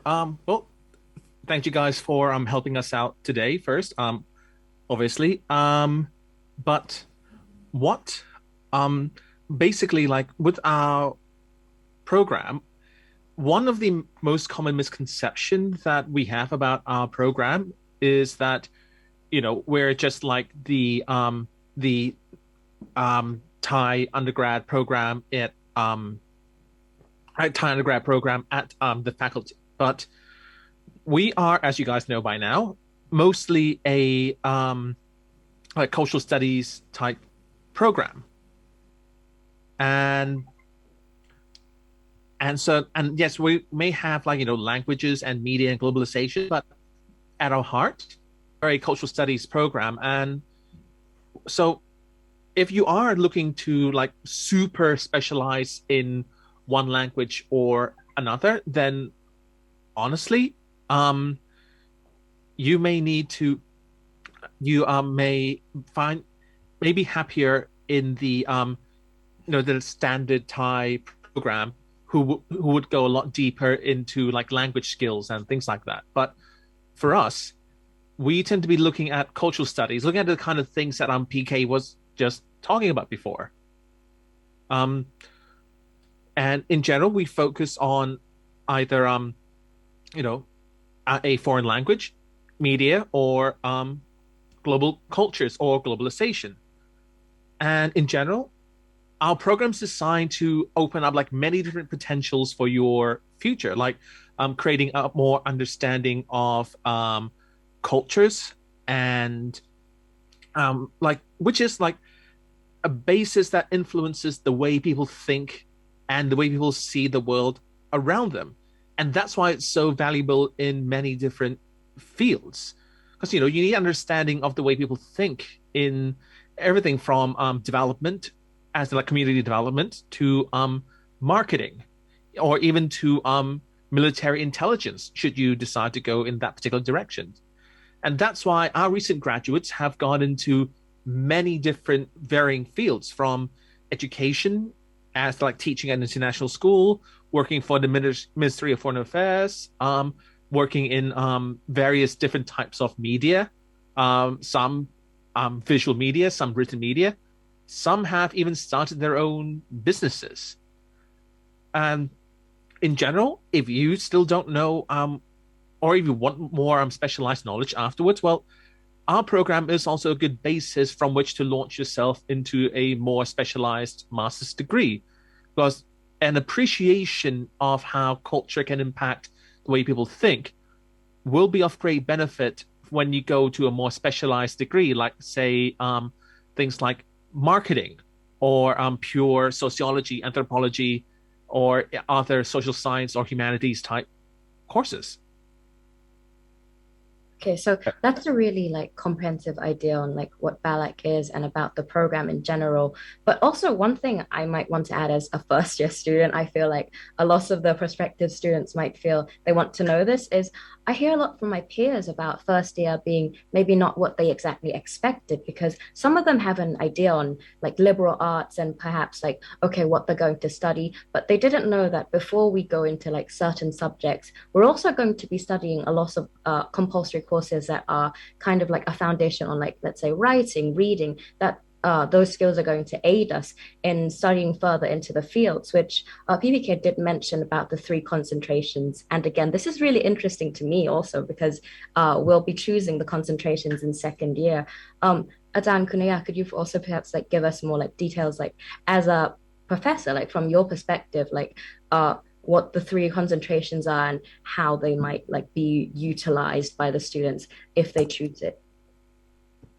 Okay, sure, of course. Well, for us, in the first years, as you found out by now, Ivy, that these are generally more the foundational type courses where it's getting people used to studying at a university, giving you all the skills that you need, things like academic writing, giving you some basic theory courses, and some basic language courses. Now, some people might wonder, like, well, if you're already planning on doing media or global culture, why do you need basic language courses? Well, as I've mentioned, like language can impact the way that you see the world.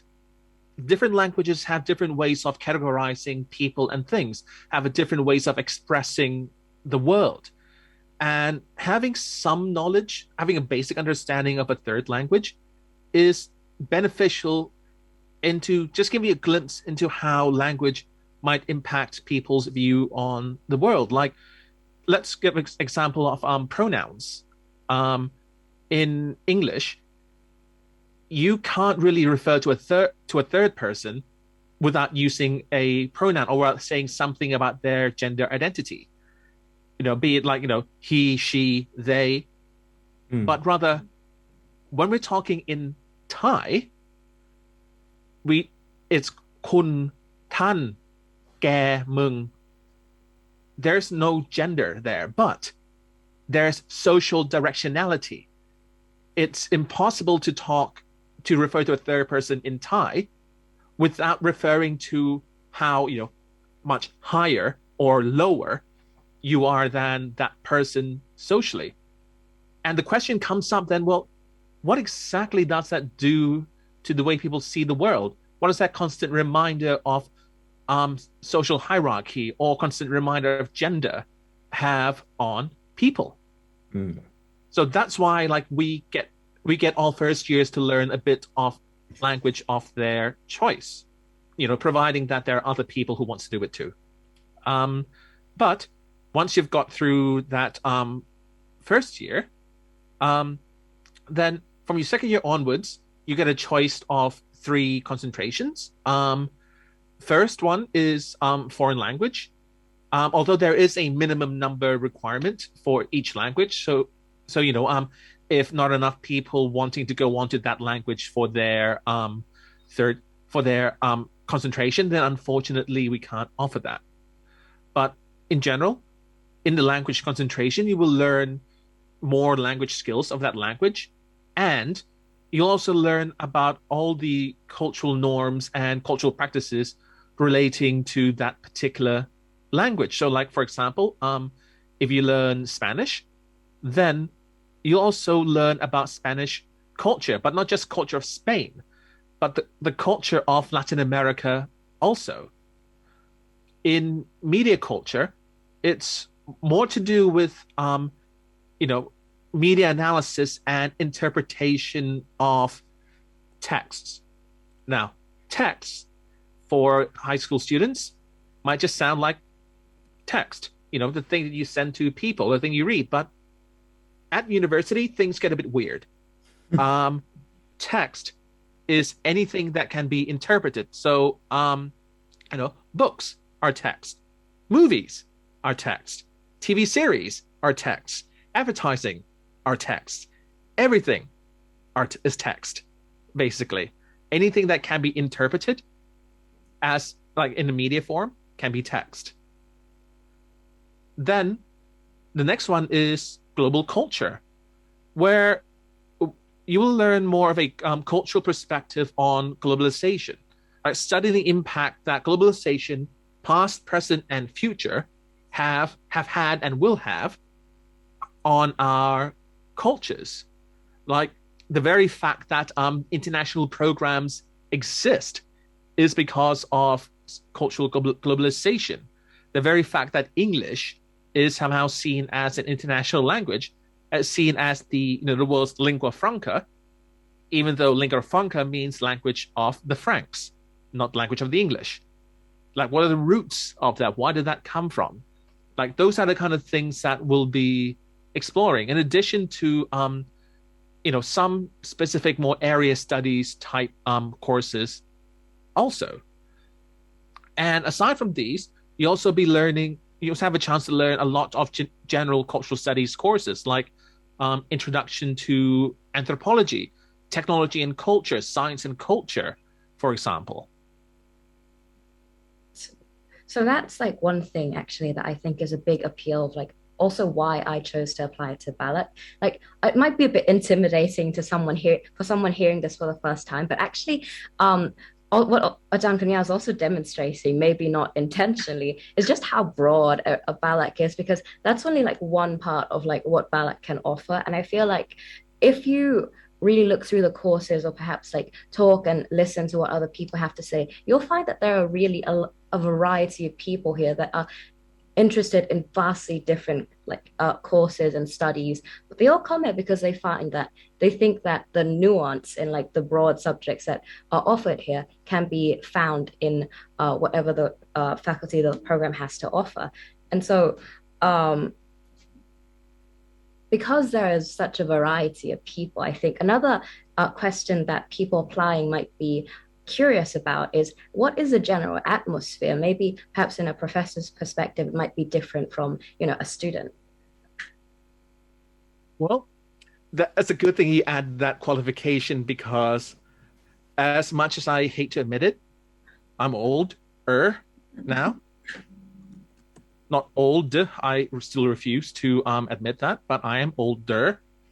But like in many universities, the classroom atmosphere can vary widely depending upon the professor.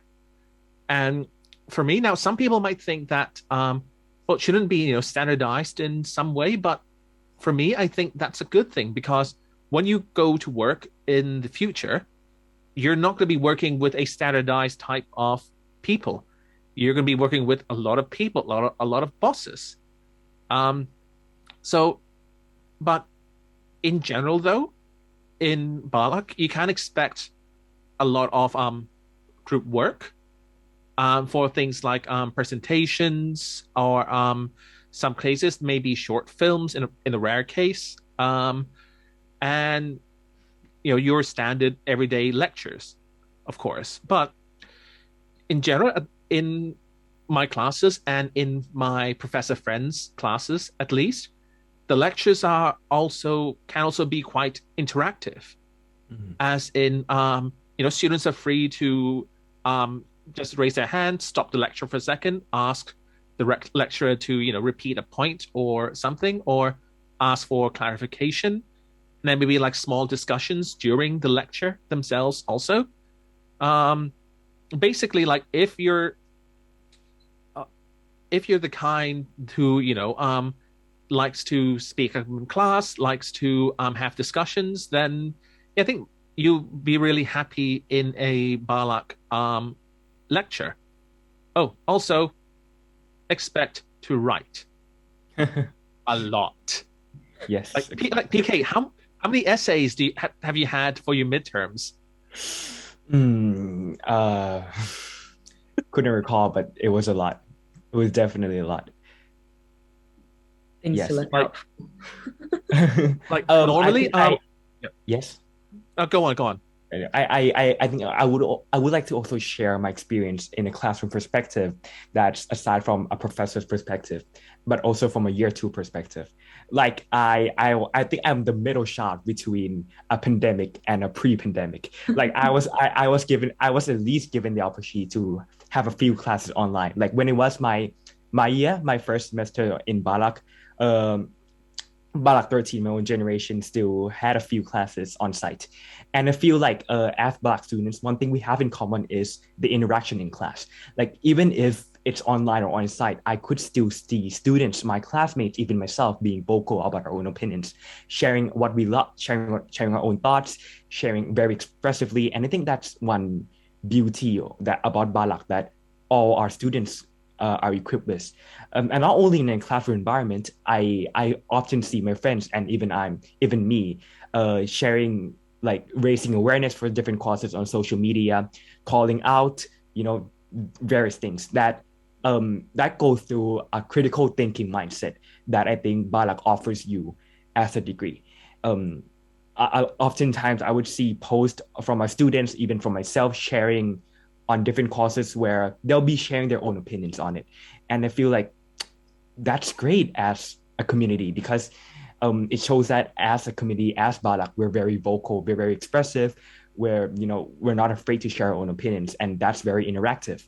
So what I have my message to the upcoming Balak students or Balak 15 that will be joining us very soon, I suppose, is that your environment between online and on-site in terms of interaction between professors and students and your classmates won't differ that much, in my own opinion.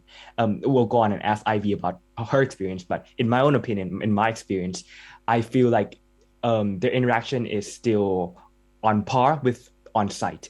It may differ a little bit by, like, I guess, not much, but I still feel like I was able to interact with classmates through like breakout rooms. Oftentimes we would think that breakout rooms are a session where like students will just mute and we're not going to talk to each other. But for my own, maybe my group working in every class might be a little active, but my group, for instance, we like to share our own thoughts. We like to discuss about what's being offered to us in class, and I think that's very fun and that's great as a community. And also, I think that in various courses, there are topics that Balak students in general really like to talk about and really like to explore, like gender studies, for instance.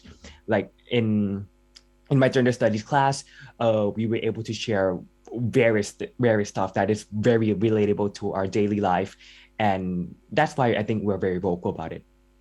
And I think that the interaction in class is, for me, is still good as online. What about you, Ivy? What's your experience?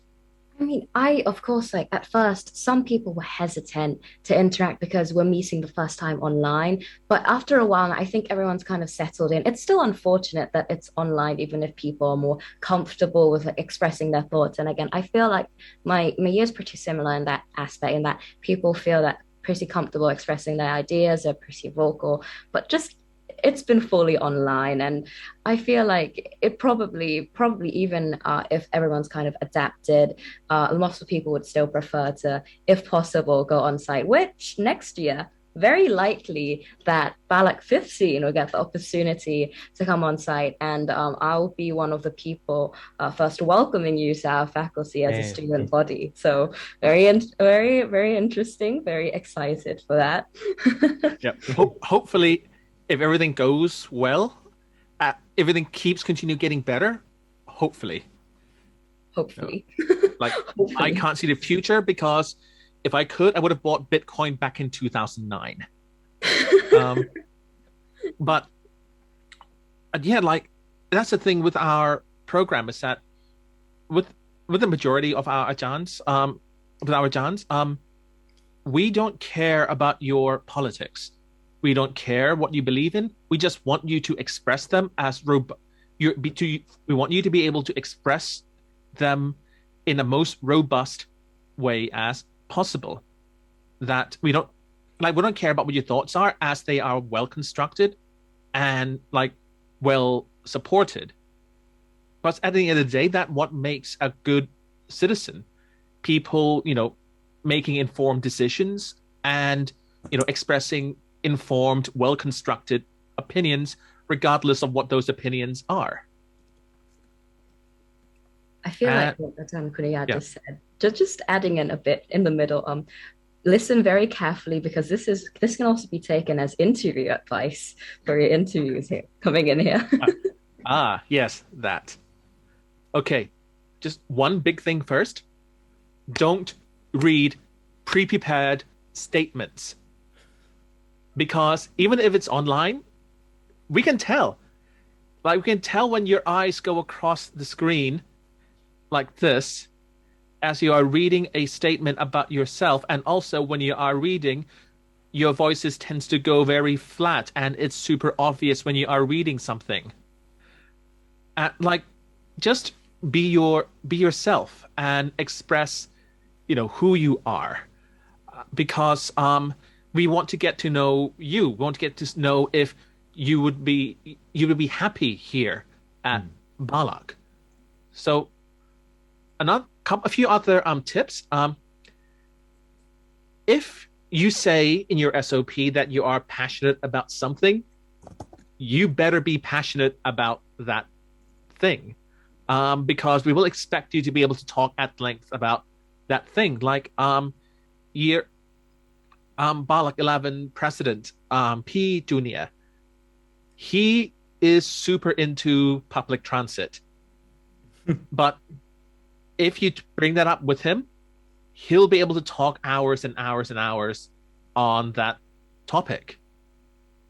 So that, like, if you say you're passionate about something, then you should be able to talk to your passion, and don't be afraid that we might think your passion is, what's the English word? Like raisara, or like a nonsensical or something.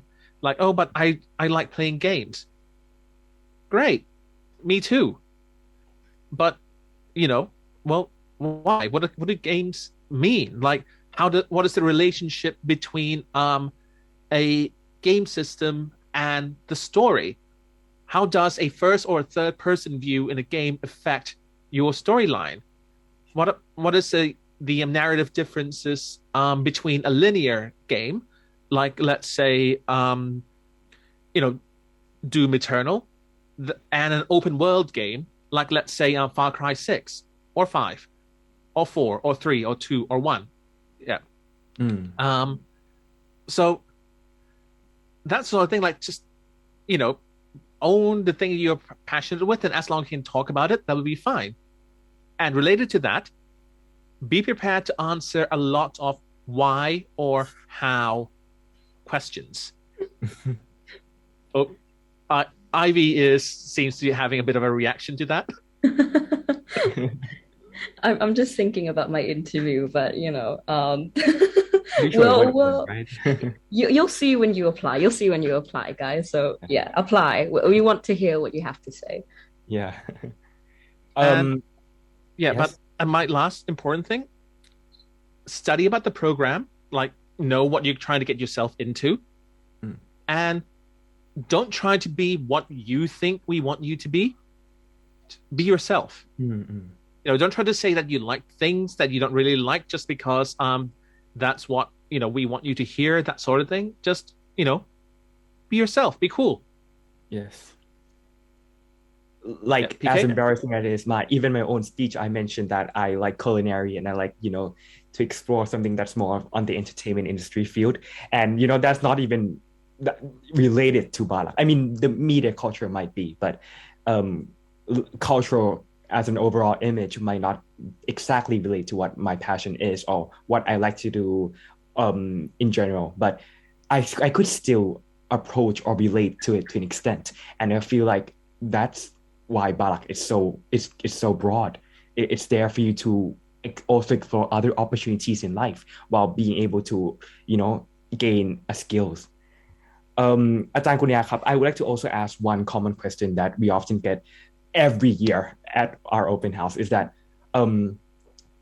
what's after Balak? Like what can students expect, or what students do after Balak? What's their job? And like in a 21st century world where it's full of innovation, it's full of technology, and we're studying humanities. Like, how does that correlate to each other? Like, I have my own answer, but you want me to share mine first? Yeah, sure. Go ahead. Yeah, okay. So I think that Balak as a degree, first year will really you're gonna feel that you're gonna be challenged by critical thinking. You're forced to have critical thinking skills. You're forced to analyze text. You're forced to analyze news articles. You're forced to analyze readings that is sometimes beyond your comprehension in high school. And I think that is a very a skill that I think is able to utilize in real life. You're able to critically think and critically analyze things very quickly, very advanced. And I feel like innovation needs to come with critical thinking skills and also creativity. And I think that Balak as a degree, as a cultural degree that explores various fields like media, global, and language, allows you to have critical thinking and creativity in these fields where you could apply to whatever you want to do next in life or after Balak. Like for instance, a lot of our graduates, like recent graduates, are Lun P, finish their masters in education, and they're now like a tutor. They're now like teaching students in different language schools.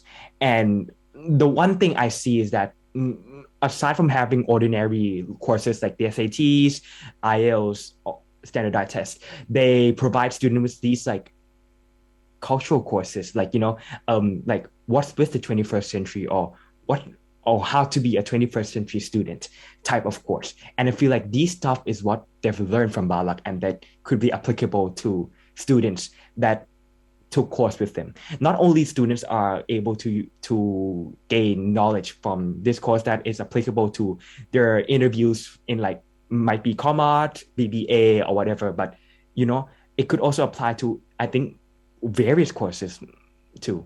So yeah, I think Balak does offer critical thinking skills and creativity that allows you to go out there and explore anything in life. Yeah, exactly. And like, our students have found work in like a whole lot of different fields. As you mentioned before, like education, but also in a lot of them have gone into the business world.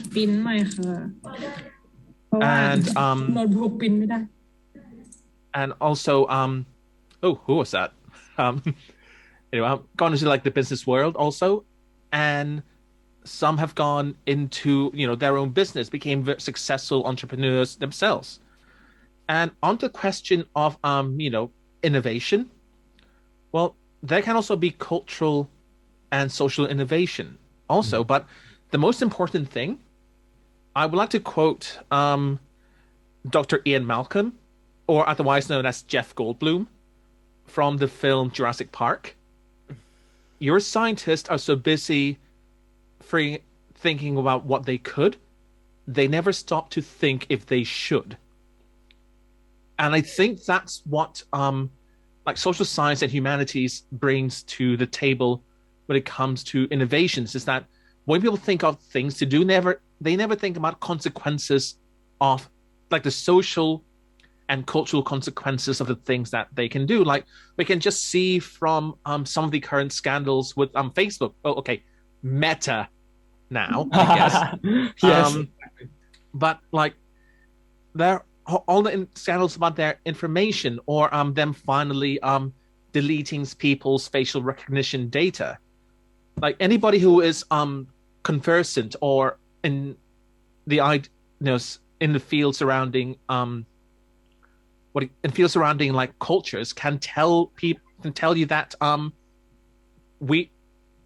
people are going to like push back on the idea of their faces being captured every single where. And like people find that making things less repairable will cause people to push back in terms of the right to repair movement.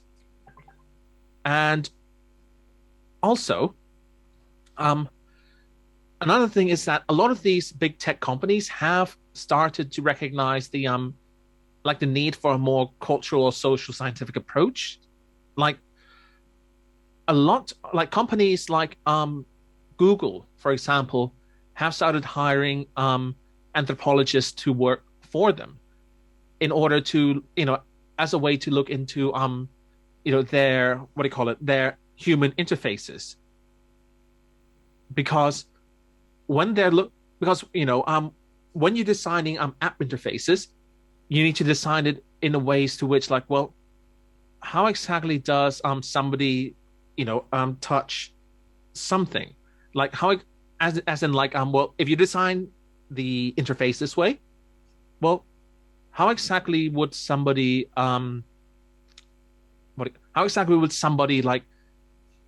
interact with this app? Is there a way to design it better to make it more natural for human interaction? How do we design our social media to be more social so that people would use it for their cultural expression? Like, there's a lot of like new social media sites that came up, like, TikTok and whatnot. But there are also a ton others who, died in flames of failure because there wasn't picked up by the cultural zeitgeist, just wasn't picked up by people. But okay, I think we should end soon because I think we're about to eat into the next group's time.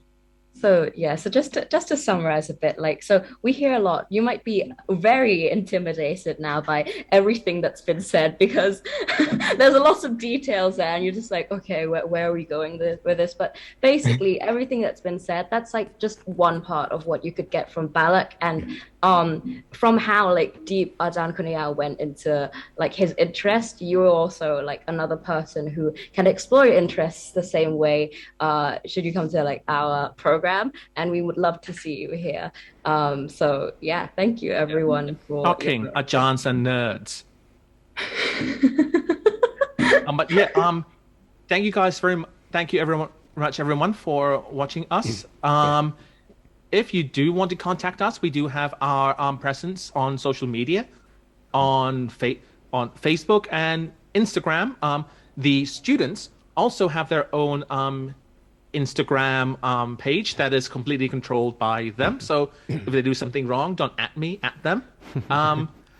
But also, we also have our website. Just Google Balak Chula, BALAC space CHULA.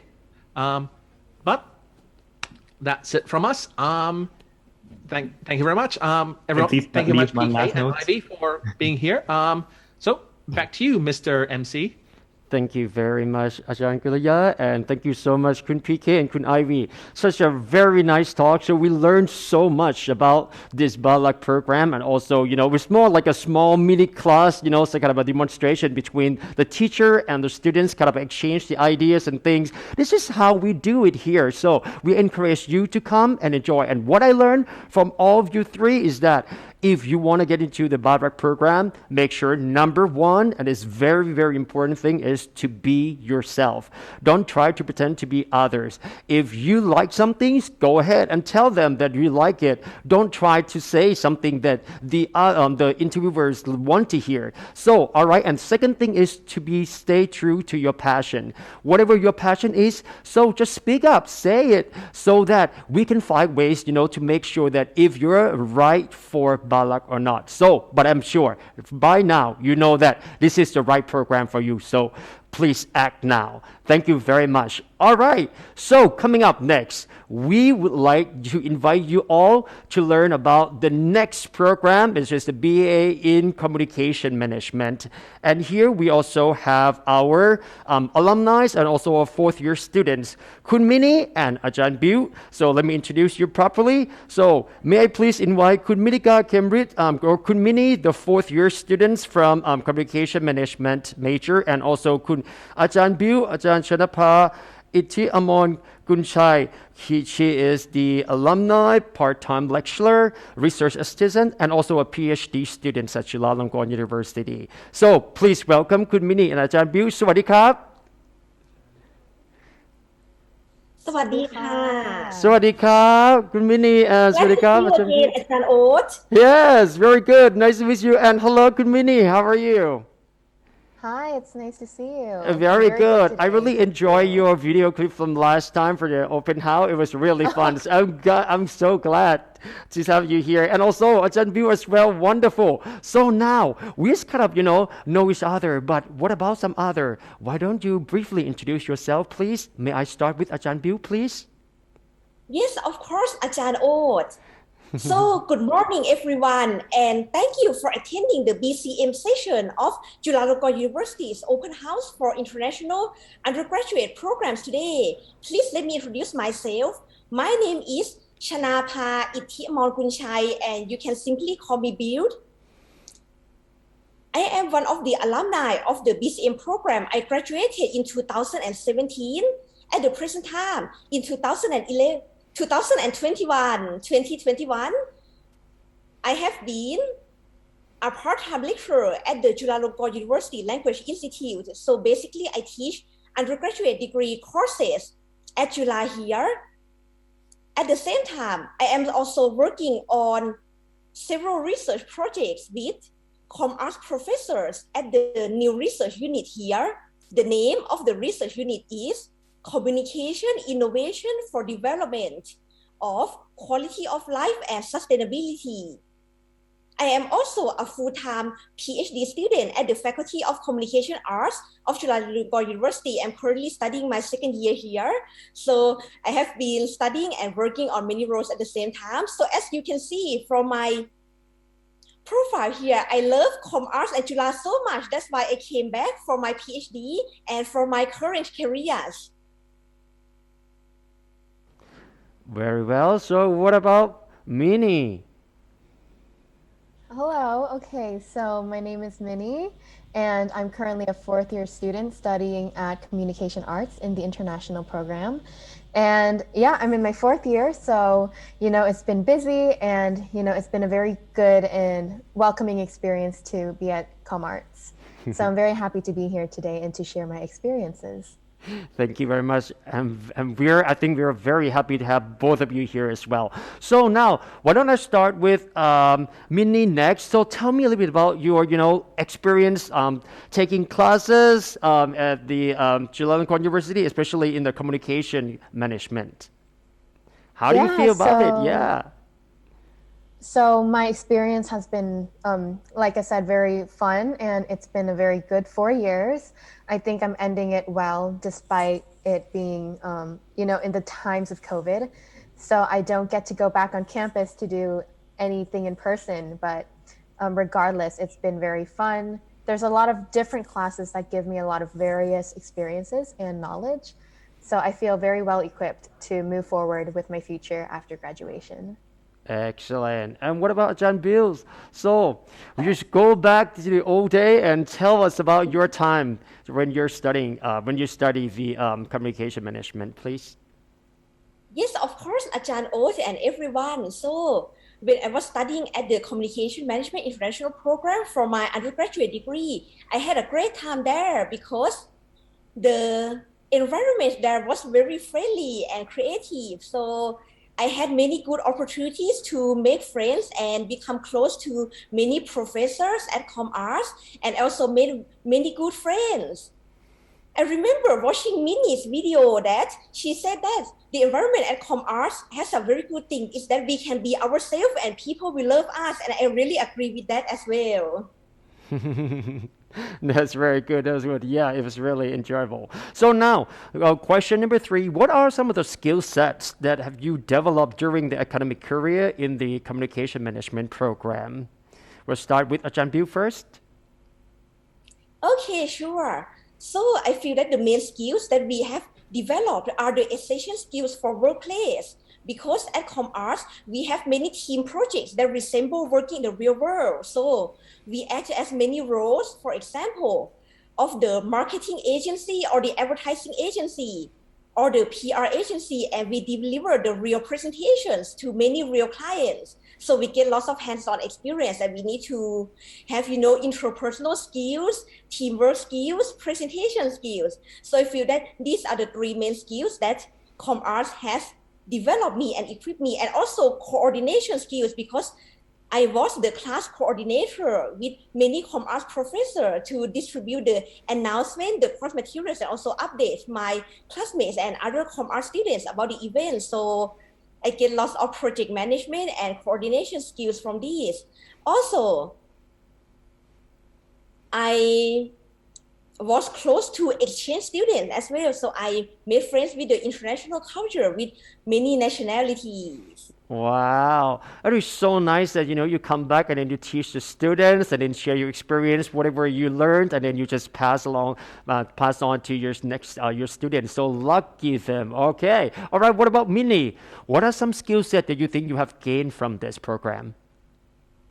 So I think that, some of the skill sets that I really wanted to work on from high school was maybe my leadership skills, my ability to coordinate and work with team members, and to be more organized, more logical in my thinking. I was all able to kind of enhance and craft those skills in ComArts through my classes. And same with P-Bill. I was able to before the pandemic, I was able to really work with the international students, and I was part of the ambassadors for the exchange program for German students. So, I think that my social skills with international students and just making friends in general were some of the skills that I really was able to develop with ComArts. Wow, that was nice. And then Ajahn Bill mentions about the, like internship or exchange program, things a little bit. So tell us more about that, please. Sure, Ajahn Oat. So at the Communication Management International Program, one of the strengths of the program is that we get to have the hands-on experience or the career path in a variety of careers instead of 1 or 2 careers. Like, for example, I will give this example, like if people study nurse, right? Most people will become nurses, but for ComArts, it's very different. There are like so many career paths. Like for me, I'm on the integrated marketing communications and brand management side. So from my internship, I chose to intern at the advertising agency, which is TBWA/Thailand. And I was a strategic planner at that time, so I get to use lots of skills, because when I work on the integrated marketing communications group projects for various clients during my studies, one of my main roles were strategic planning as well, in addition to project management and research. Great. So, yes, and I also would like to add about the alumni network. Speaking of internship, although I completed my internship a long time ago, right, in 2016, so that's basically more than 5 years ago, recently, last week, my supervisor, who was working in the same department with me during my internship, messaged me and asked me to announce the job announcement that they were interested in ComArts students for the similar role as my role, which is strategic planning. Wow, so excellent. I posted that into the alumni network group on Facebook. So we have a strong alumni network, and lots of juniors or Runong in Thai messaged me and asked me, and one of the juniors who messaged me was from my code line or Sairahat in Thai, who is a friend of Nong Mini. So that's such a small world, right? So I feel that the alumni network and the code line or Sairahat are the good opportunities for us to learn about not only internships, but also receive some job opportunities for our future career. Very good. That was a great connections, you know. So what about Minnie? How about your internships? Yeah, so one thing that is very special about the ComArts program is that um, not everyone has the same internships, and it's so versatile. So you can shape your skills from ComArts in any way that you want it to be. So, for example, I have a lot of my friends working in creative agencies, but personally for me, I was more interested in the corporate communication side of working for an international affairs company. So I worked with the Embassy of Canada, Wow. and I was able to fulfill like my passions with diplomacy and international relations, but I was also still able to use my skills from ComArts with communications and marketing and blend those together. So it's a very special program because you learn so much and you're able to really mix two worlds together, whatever it may be, and you can really utilize what you learn from ComArts to shape it to what you want to be. So it's not just one direction, but it can be split into many directions. Definitely, definitely. I totally agree with you, Minnie. And then what would you say that you're doing an internship at the Embassy of Canada? Is that right? Yes, the Embassy Oh, of Canada. wow, wonderful. And during this time, during this pandemic outbreak, or it was Yeah. like, yeah. So how do you do? Like, So maybe you can share with us about, how do you do the internship during this COVID situation? yeah, so it was a hybrid an Mm-hmm. internship. So I think there was kind of the numbers were a bit low in maybe March. I see. Yeah, March. So I was able to go into office and I was able to do a few events with safety precautions, of course. But Right. then I Mm-hmm. was able to have a hybrid experience. So I had in-person office hours at the office, but I was, after the pandemic hit again, then I went online and I was able to do things online. So Wow. it wasn't a bad experience because I still had that fulfilling physical interaction with my internship environment. Yeah. Yes, yes, and hopefully, so you can get back and then keep connections and maybe do you want to continue, or have a job there or what is your future goal after Um, this? yeah, so actually, one thing that's very great about these internship experiences are the connections Right. that you can receive. And they're meaningful connections. They're not connections just for work or business, but you actually have a very good sense of more than just, a business partnership, but it's a Mhm. very good friendship that you build with the people that you work with in these internships. Yeah. Very good. So, yes, I'm very grateful to have, been able to explore kind of the corporate communication side. Yeah. Wow, excellent. Thank you so much. All right. So, and then one of the highlights for the BCM is that you get a chance to go into like an international trip too. So, Ajahn Bill, talk to me a little bit about that. For the Yes, international sure. trip, yes. Where did you go and what did you do over there? For me, I chose Guangzhou, China. Like Oh, for my wow. year, for the study trip, we were allowed to choose one of the three cities. Mm-hmm. So I chose Guangzhou, China, and some of my friends chose Kunming, China, and the others chose one of the cities in India. So during Mm-hmm. the study trip for mine, it was a 4-day study trip, and we spent 2 nights in Zhuhai and 1 night in Guangzhou.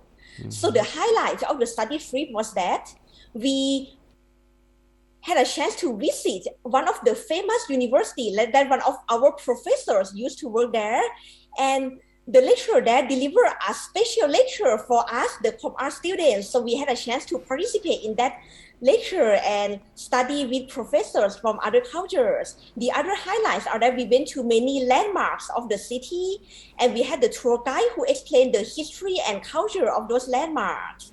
So it's a different experience from learning, lots of marketing courses, communication courses, to get to learn about the culture of another country and the history there. And also, Wow. we had lots of time for shopping. But for the people who went to Kunming, instead of being the lots of landmarks about culture, they had chances to travel in the mountains. So it's a different environment. And for my juniors or Runong, it was so special that they actually had Japan and Korea as their choices as well, but many of them chose Kunming because they have been to Japan and Korea many times. I see. And what about Minnie? Do you get a chance to travel for like international trips or anything? So unfortunately, I was unable to travel for any exchange study programs for the semester because of the COVID pandemic, of course. Yes. But I was able to feel, fulfilled in that sense that before the pandemic, I was Comart's ambassador for their German exchange program. So I got to go to Berlin in Germany for a week to kind of have that cultural exchange experience. Additionally, I'm part of HCAP, the Harvard College in Asia program, which is part of Chula's various extracurricular activities. And with that, I was actually able to go to Harvard University in Cambridge, Massachusetts. And it was a very good experience. So, despite me not being able to spend a semester abroad, I was still able to receive two very good and very memorable experiences of going to both Berlin and Boston in America. Oh my gosh, I can't agree with you more. This was an outstanding experience for you, Minnie. All right, so a lot of people might think, oh my gosh, I want to learn more about this program so much. Well, you know what? We're going to take a quick break, and because we have prepared some video for you to learn more about this program. And right after the video, we'll come back and talking about the admission process and some of the requirements. So please enjoy and learn more about the BA in Communication Management.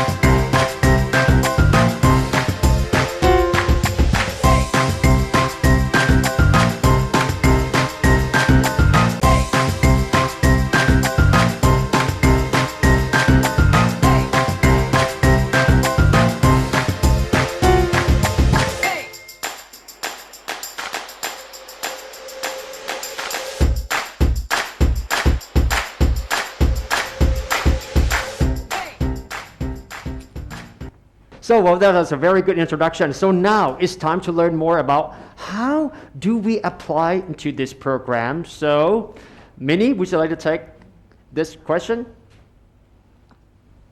So actually P-Build will talk about the requirements specifically, Sure. but I'll talk about how to kind of prepare for that process. Sounds great. So, it's very simple. It's not difficult at all. The only thing I can really recommend is that anyone who wants to be a potential student at Commerce should prepare early. So, everyone should be able to start preparing for the TOEFL and the ACT or the SAT or the CUAT, depending on their preferences. If anyone has like a portfolio and has a lot of extracurricular activities or experiences that they would like to share to the university, that would also be a very great way for them to really have additional documents to show for their potential candidacy of this program. Okay, and Ajahn Bill, please. Yes, sure. So now I'm going to briefly introduce the admission requirements and processes. Well, before I began that, just to let you know that I actually submitted my application in 2013, so that was quite a long time ago. So the current processes are quite different from mine, especially when I had to submit everything in person, and the current ones are online. So if you are in front of your computer or your phone right now, please feel free to enter the website with me so that I can guide you through. So the website is worldwideweb.inter.commerce with an S, .chula.ac.th. And when you're on the home page, you can go to the tab at the top and click admission. And you can click on BA admission brackets early admission. So the early admission process will begin next month. The period is from December 9 to December 24. That is the early admissions first round. And over there, you can see the 2022 admission requirement. So that's an official Thai version with the stamp of Chula, But if you don't read Thai, you can also look at the English explanations on the website by scrolling down. So 70 students can be admitted to this round. And the first requirement is to have the high school certificate equivalency system. So that can either be the graduation from your high school, or if you're in your final year, you can also apply. You don't have to officially graduate yet, or you can take some high school equivalency exams such as GED or IB or those. Next, good. The important requirement is the English proficiency test, which has to be taken no less than 2 years. So if you haven't taken that or it's already expired, don't forget to take a new one soon. So there are lots of options that you can choose either one, like TOEFL, IELTS, CUTEP, CUAT, SAT and ACT, so you can look at the website for the minimum requirements. And also, based on the experiences of us and the current students, it is better to get a higher score than the minimum requirements to give you a competitive advantage, so as high as possible. And also, you also have to take some exams that have the math score as well. For example, if you take CUAT and you submit the English and math section, or SAT or ACT.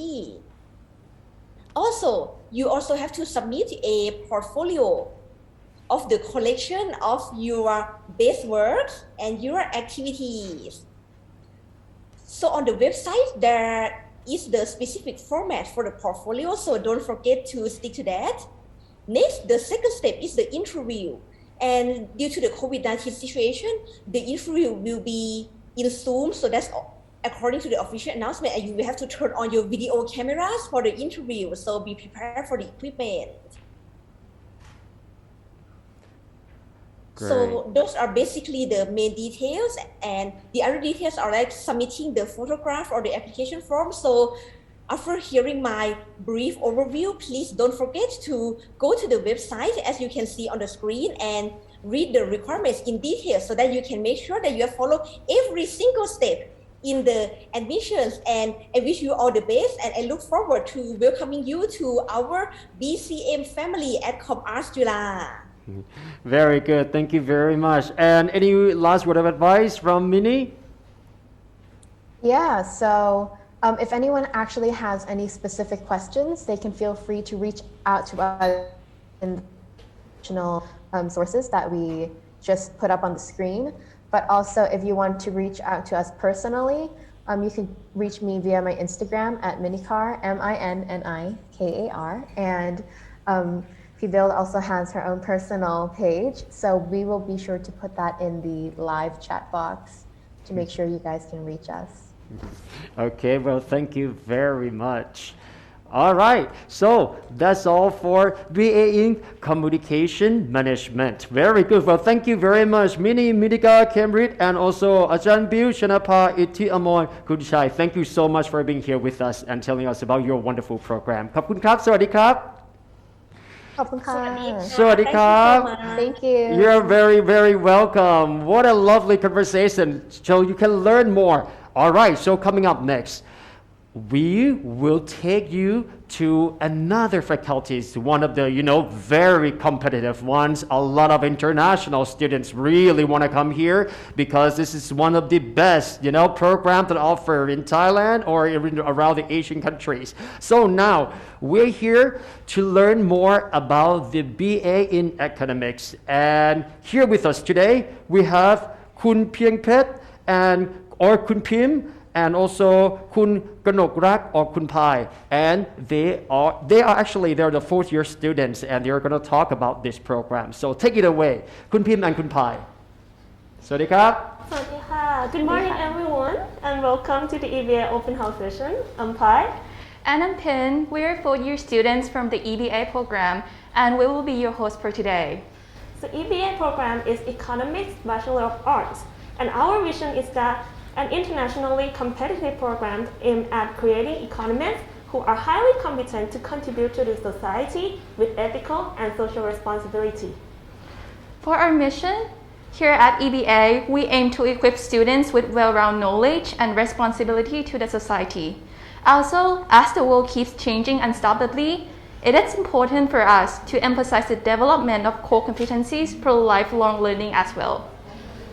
So for our curriculum structure consists of 3 parts: general education, economic courses, and free electives. Students are required to have 124 credits in order to finish the program.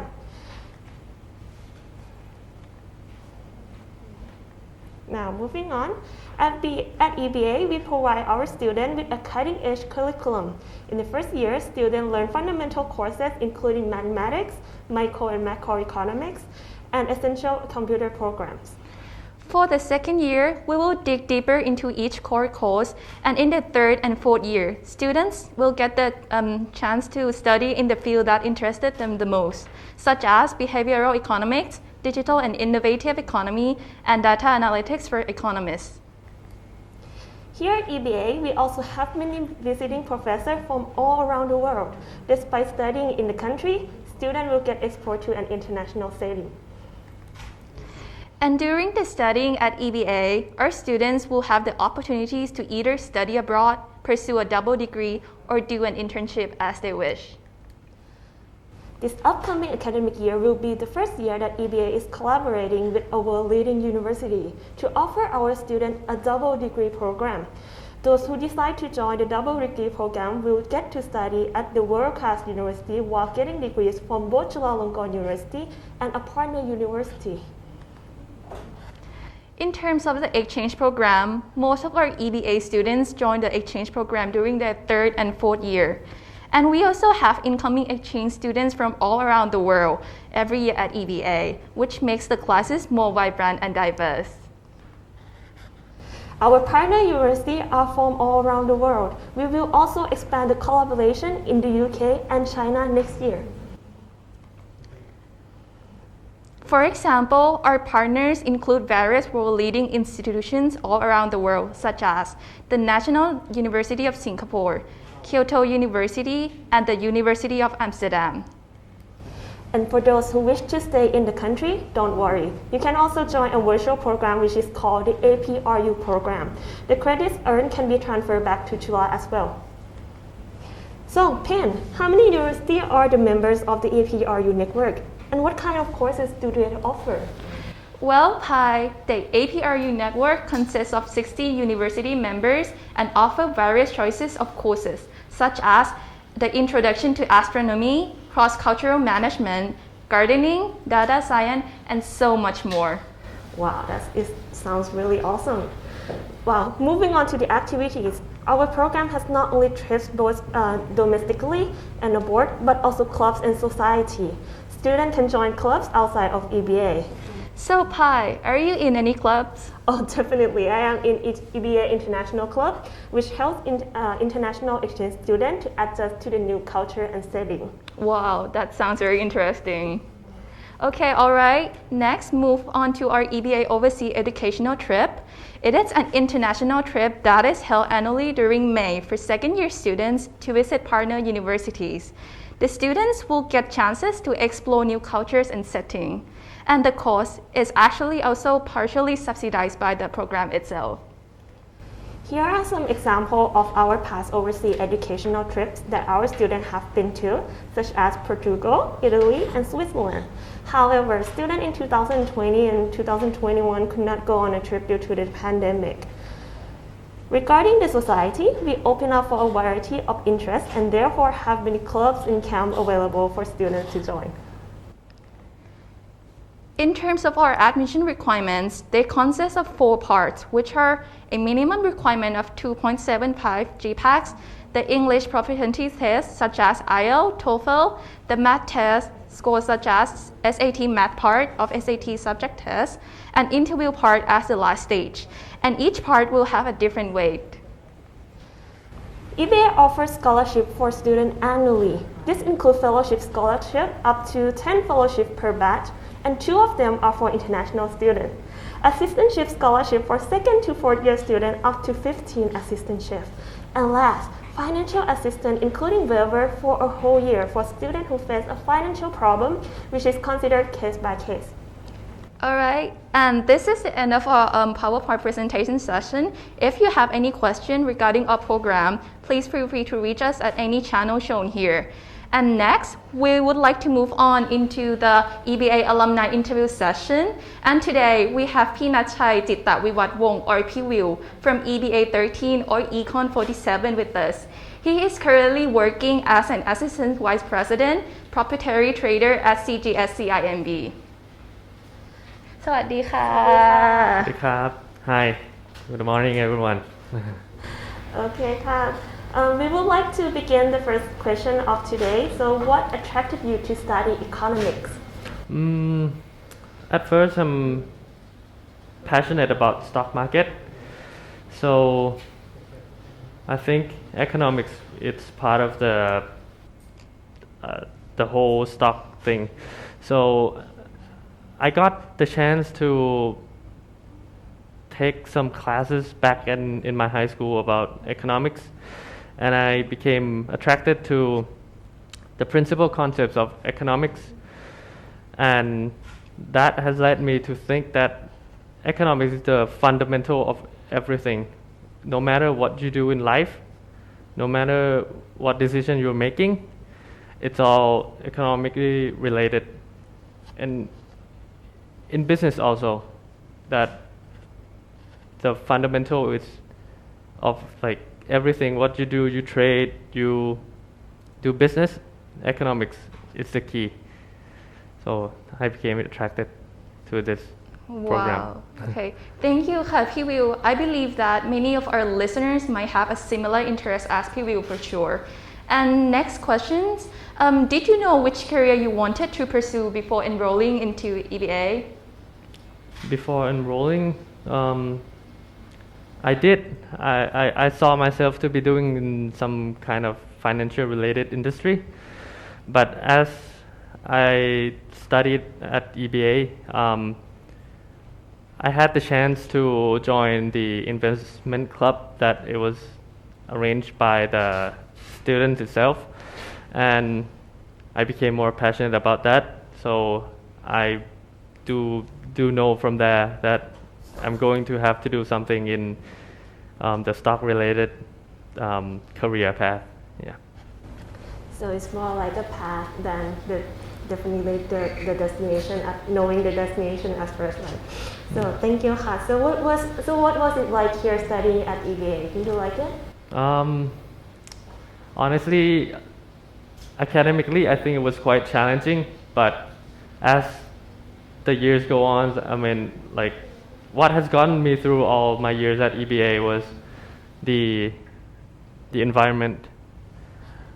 I'm grateful to have known all my friends and colleagues, and also all the professors here are very supportive. Also, they are very, very helpful. They're always willing to help you out when you struggle.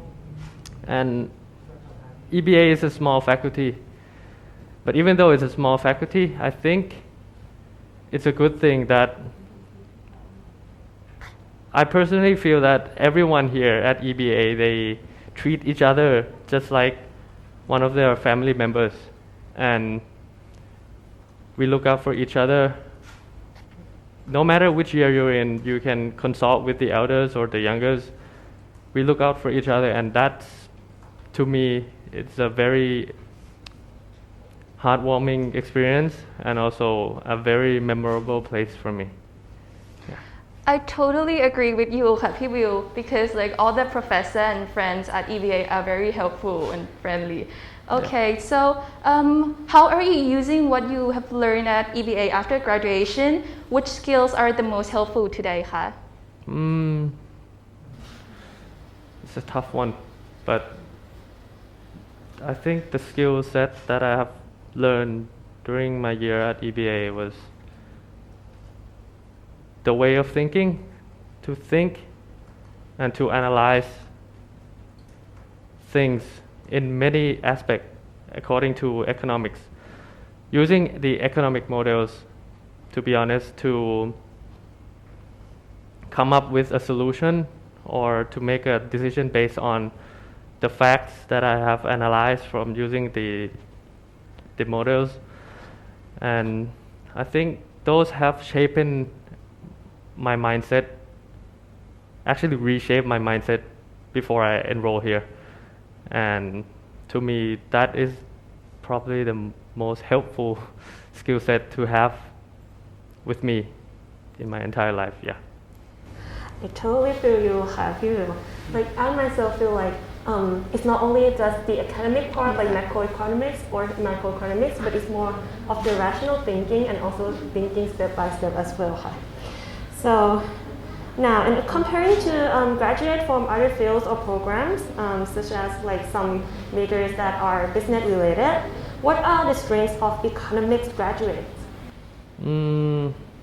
I believe the true strength of economic students are that we have learned to become open-minded and adaptive in many concepts of economics, and also to be thinking outside of the box. To be honest, everyone here, not everyone here, but everyone would definitely encounter with problems in their lives. But using the economics models, aspects of it, that can allow us to come up with many solutions, not just one, to tackle the problem in different ways. So I find that to be very helpful and to be the true strength of economic students. Okay, Ka, and for the last questions for today, what advice or guidance would you give to our prospective students, Ka? Take a leap of faith and come find yourself here at EBA. There are tons of opportunities for you to discover about yourself and also to study, try things that you have never tried, or learn things that you're not only going to get from education. It's something that you experience it by interacting with other people as well. So come join us here at EBA and be part of the family. Okay, Ka, well, thank you so much, Happy. Your story is very fascinating, and we have learned a lot from you, and we hope our audience do too, Ka. And next will be the video of our program, Ka.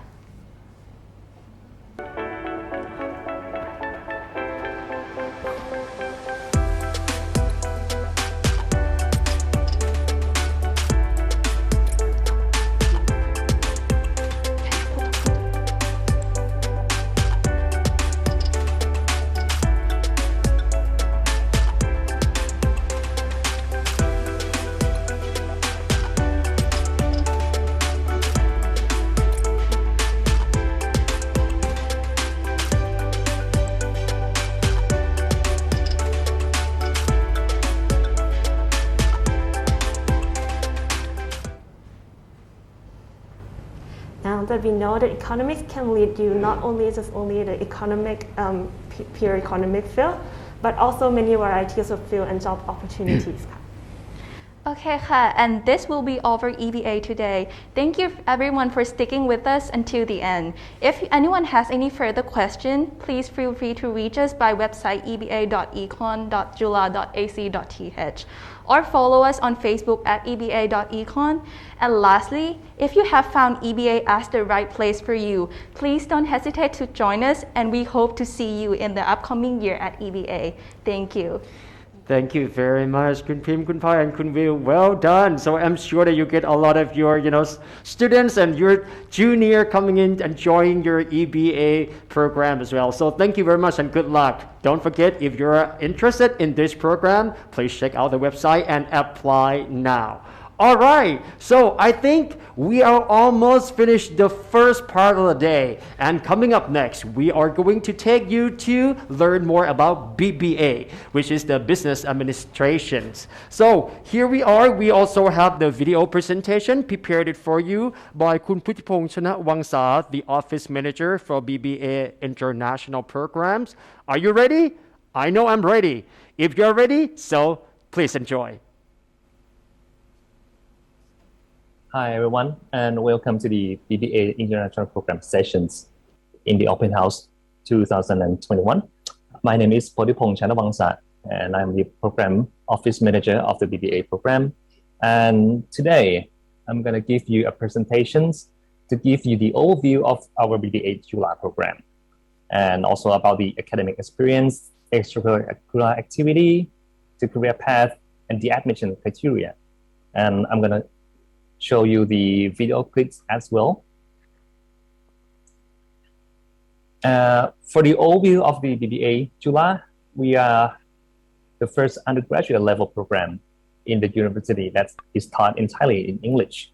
We were established in 1996, and we have 26 batch of students so far. We are one of the most selective international programs when we look at the SAT admission scores. Now we're accepting up to 220 students per batch since 2009. And about the accreditations is like the quality assurance. We have WACSB from the United States and EQUIS accreditation from Europe. So we are pretty much in the high standards. And at the program level, we also have the CPA Australia and ACCA accreditations. And they would benefit students in accounting major who want to pursue the certificates from either of these organizations. And in our school, we have 4 bachelor programs, and 3 of them are in a Thai program, and we are only 1 undergraduate program that is taught in English.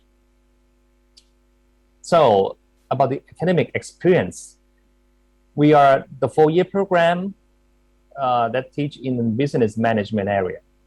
And for now, we offer 4 major of studies, which are accounting, financial analysis and investment, international business, and the new one is brand and marketing management.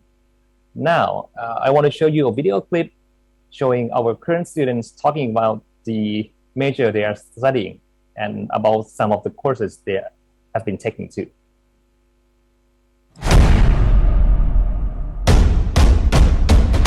My name is Supalachila Shotikun. I'm a 3rd-year student majoring in international business. For me, I really enjoy studying in this major. It gives me a big picture of how businesses run. I think that 2 of the most interesting subjects in this major include international economics and global marketing.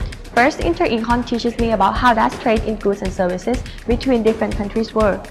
I believe that this is an excellent fundamental that allows me to understand the complex business world easier, which will be very useful for my future career.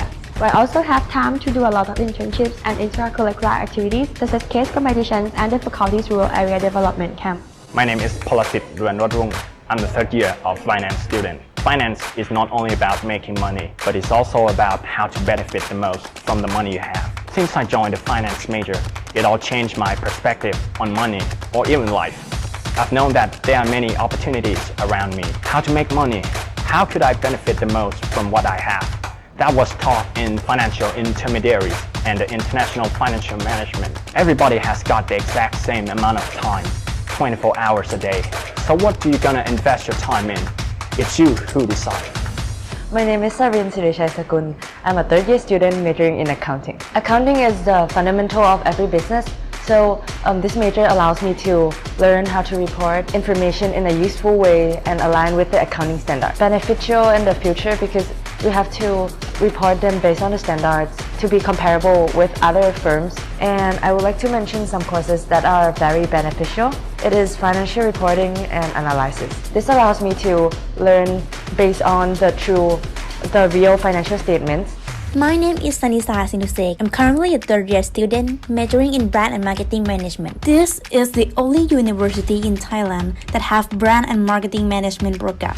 It's not just about marketing. It's way more than that. There are many marketing experts and successful guest speakers come here. The program is perfect for me who want to work in this field and run my own business in the future. The more I learn about branding and marketing, the more passion I have to become a great marketer like all these professors. And let's move on to the academic experience that is from outside the classroom. So we have the business case competitions, so students can represent our program and join these competitions. In summer semester of the third year, a lot of students go to the internship with very well-known organizational companies to get the experience from the real life working. And a lot of students join the exchange program abroad. So in the third year, students can take a semester or 2 semesters with our partner university all around the world. We have quite a lot in United States, in European countries, and many more in Asia. So that's a very good experience the student may have in that third year. So we also provide the study visits and study trip in Thailand or abroad from time to time. So in the fourth year, we take students to the study trip abroad in countries like Japan, Korea, China, for example. Now let's talk a little bit about the extracurricular activities that somewhat is a big deal for our program. In our program, we have many clubs and activities. I'll talk a little bit more about these one by one. At the faculty level, we have many clubs and activities as well, as you can see, and not to mention many more at the university level. And here is our case club. Like I mentioned, students in this club will be trained a lot by the professors or the experts. So they need to represent our program in the business case competition in Thailand and also other countries. And we have won quite a lot of titles back in a day. The latest one, we got the first place is AIBC, Alberta International Business Case Competition in Canada. This is the rural project. So students who join this camp will spend like a week in rural area. So what they do, they go to build some buildings that will benefit the local people. Apart from that, they will mingle with the villagers, teach students a class of math or English. So it's a good experience for our students to do this kind of activity, to give back to the society as well. And this is the BBA camp. So the camp is designed for the high school students to join and to learn more about the program itself. The staff will organize a lot of activities and even the simulation class, business classes.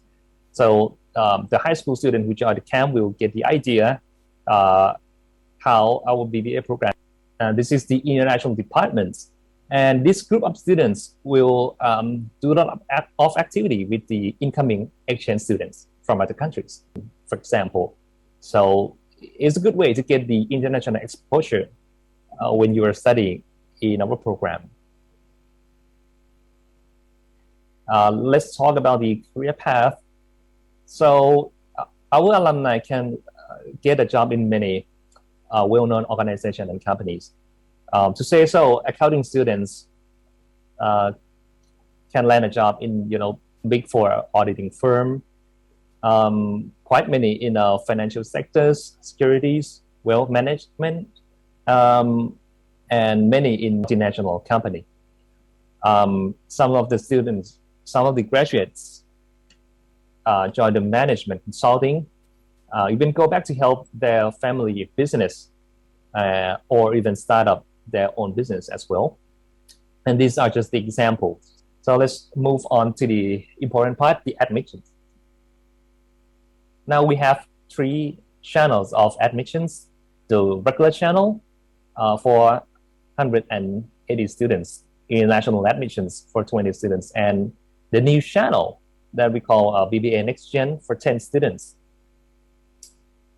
So before we move on, this is the normal criteria that we have been using for many years. To give you the information, the applicants must be 17 years old in order to apply and have the English proficiency test. Could be either CUTEP and speaking at 101 for minimum, TOEFL at 79 or IELTS at 6.5. And you could be a normal high school graduates. You can use GED, or you can be an international student. For every type of students, all of them need to have a SAT score at least 1270 in order to apply to the program, and the test must be taken not more than 2 years before the applications. All right, but this is the normal criteria. For this year, as you know, because of the COVID in 2022, for the English test, we also accept Duolingo English test at 105. And for the academic aptitude test, apart from SAT score, we are now accepting CUAAT, math and verbal part, at the minimum score of 1200. And this test will be hosted at Chula University around November and December. So if someone missed a chance to take SAT exam, they can do CUAAT. And lastly, we are also accepting ACT score at a minimum of 27 as well. So this is new for admission of this year. And for the international admissions, this channel is for a non-holder of Thai passport or Thai students who are holders of dual passport. Like I said, we are accepting 20 seats, 20 students, and all admission criteria of the regular channels I apply here as well. But applicants whose high school diploma is from English-speaking countries do not have to submit English proficiency test. All right. And in this channel, we additionally accept Gaokao score, which is a test from China. So Chinese students who have the Gaokao score can submit the score as well. And here's the new channel I've mentioned, the BBA Next Gen, which is for 10 students. So with this channel, students need to also submit the score, whether SAT, CUAAT, and ACT. And the minimum score is a little bit higher, but that's just for the minimum requirement. The big deal is here. So this step 1 in application, you submit the score and also the portfolio showing your achievements in the past, and also the video clips introducing yourself and answering the questions. Details for the portfolio and video clips are in our websites, so you can read more about that. And step 2, list of candidates announced for interview. Well, the program will evaluate from the portfolio and the video clips and announce the list of interviewers. And in step 3, the panel of committee will evaluate students from the interview to select the candidates to admit to the program. So let's talk about the admission timeline. So in the first round, or the early admissions, the application submission will be in December for the early admission, and international admissions got 3 months from December to February. And the interview period will take place on January or February of next year, and the final selection announcement will be on February to March, depending on the channel you apply. And for the second round, or the admission round, the application submission will be around February to March for regular channels, from March to May for international admissions. The interview took place in April to May, and final selection and announcement took place from May to June, depending on the channel again. If we look at the statistics, on the left-hand side, you will see the statistic of the SAT score of the student who can admit to the program from 2020 to 2021. We show the maximum, minimum, and average. And on the right side is the analysis, and this is from our alumni estimation. So they say that students should have like SAT score of 1300 plus 1360 in order to be, get a good chance to get into the program.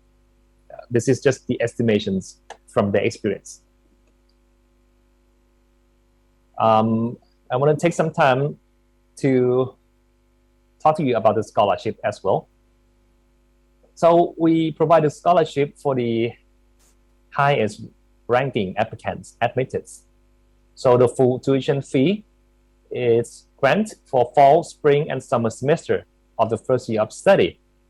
And this will be given to the applicants in the 3 highest ranking SAT or other equivalents for this year, and or a set score at 1500 or higher.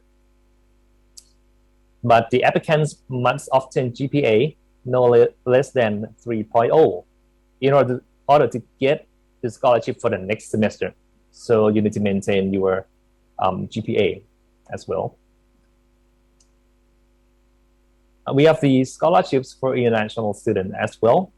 So again, this is a full tuition fee for the first year of studies, but this will be given to the non-holder of the Thai passport or Thai students who are holder of the dual passports. Again, students must maintain their GPA no later than 3.0 to get the full scholarship in the next semester.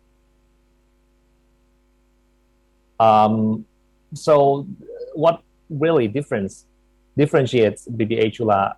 I think this program will give you a good community, networking opportunities with your peers, with your friends, and the program also offer the theory for the business educations and also the real world understanding and practice in the same time. And I think it's a good opportunity for you to explore your passions and develop yourself to be ready for what lies ahead for you. Before I end my presentation, I want to show you another video clip that showing our alumni and professors talking about our program. Thank you for watching.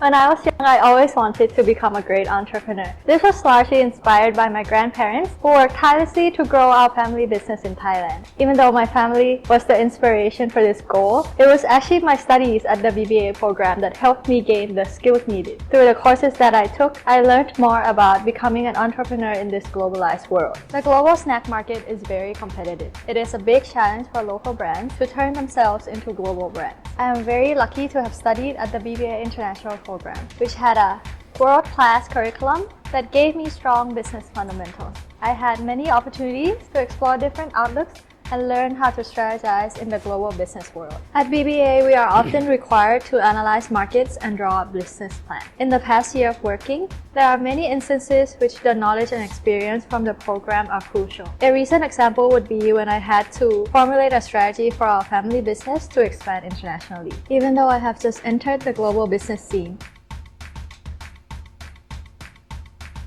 BBA Chula, we are driven in our aim to continue spreading our knowledge under a solid and world-class curriculum. We have teamed up with the well-known top universities in the world, such as Harvard, Stanford, Cambridge, MIT. Through providing a global education, we hope to continue helping students develop their skill set, such as opportunity recognition, opportunity in Thailand, in Southeast Asia, in Asia, and globally. We want them to step into the business world with full potential for success. We aim to practice them to think in the digital format, to think innovatively. I am very thankful for the faculty members at the BBA International program. They shaped me into a junior entrepreneur who is ready to catch big dreams.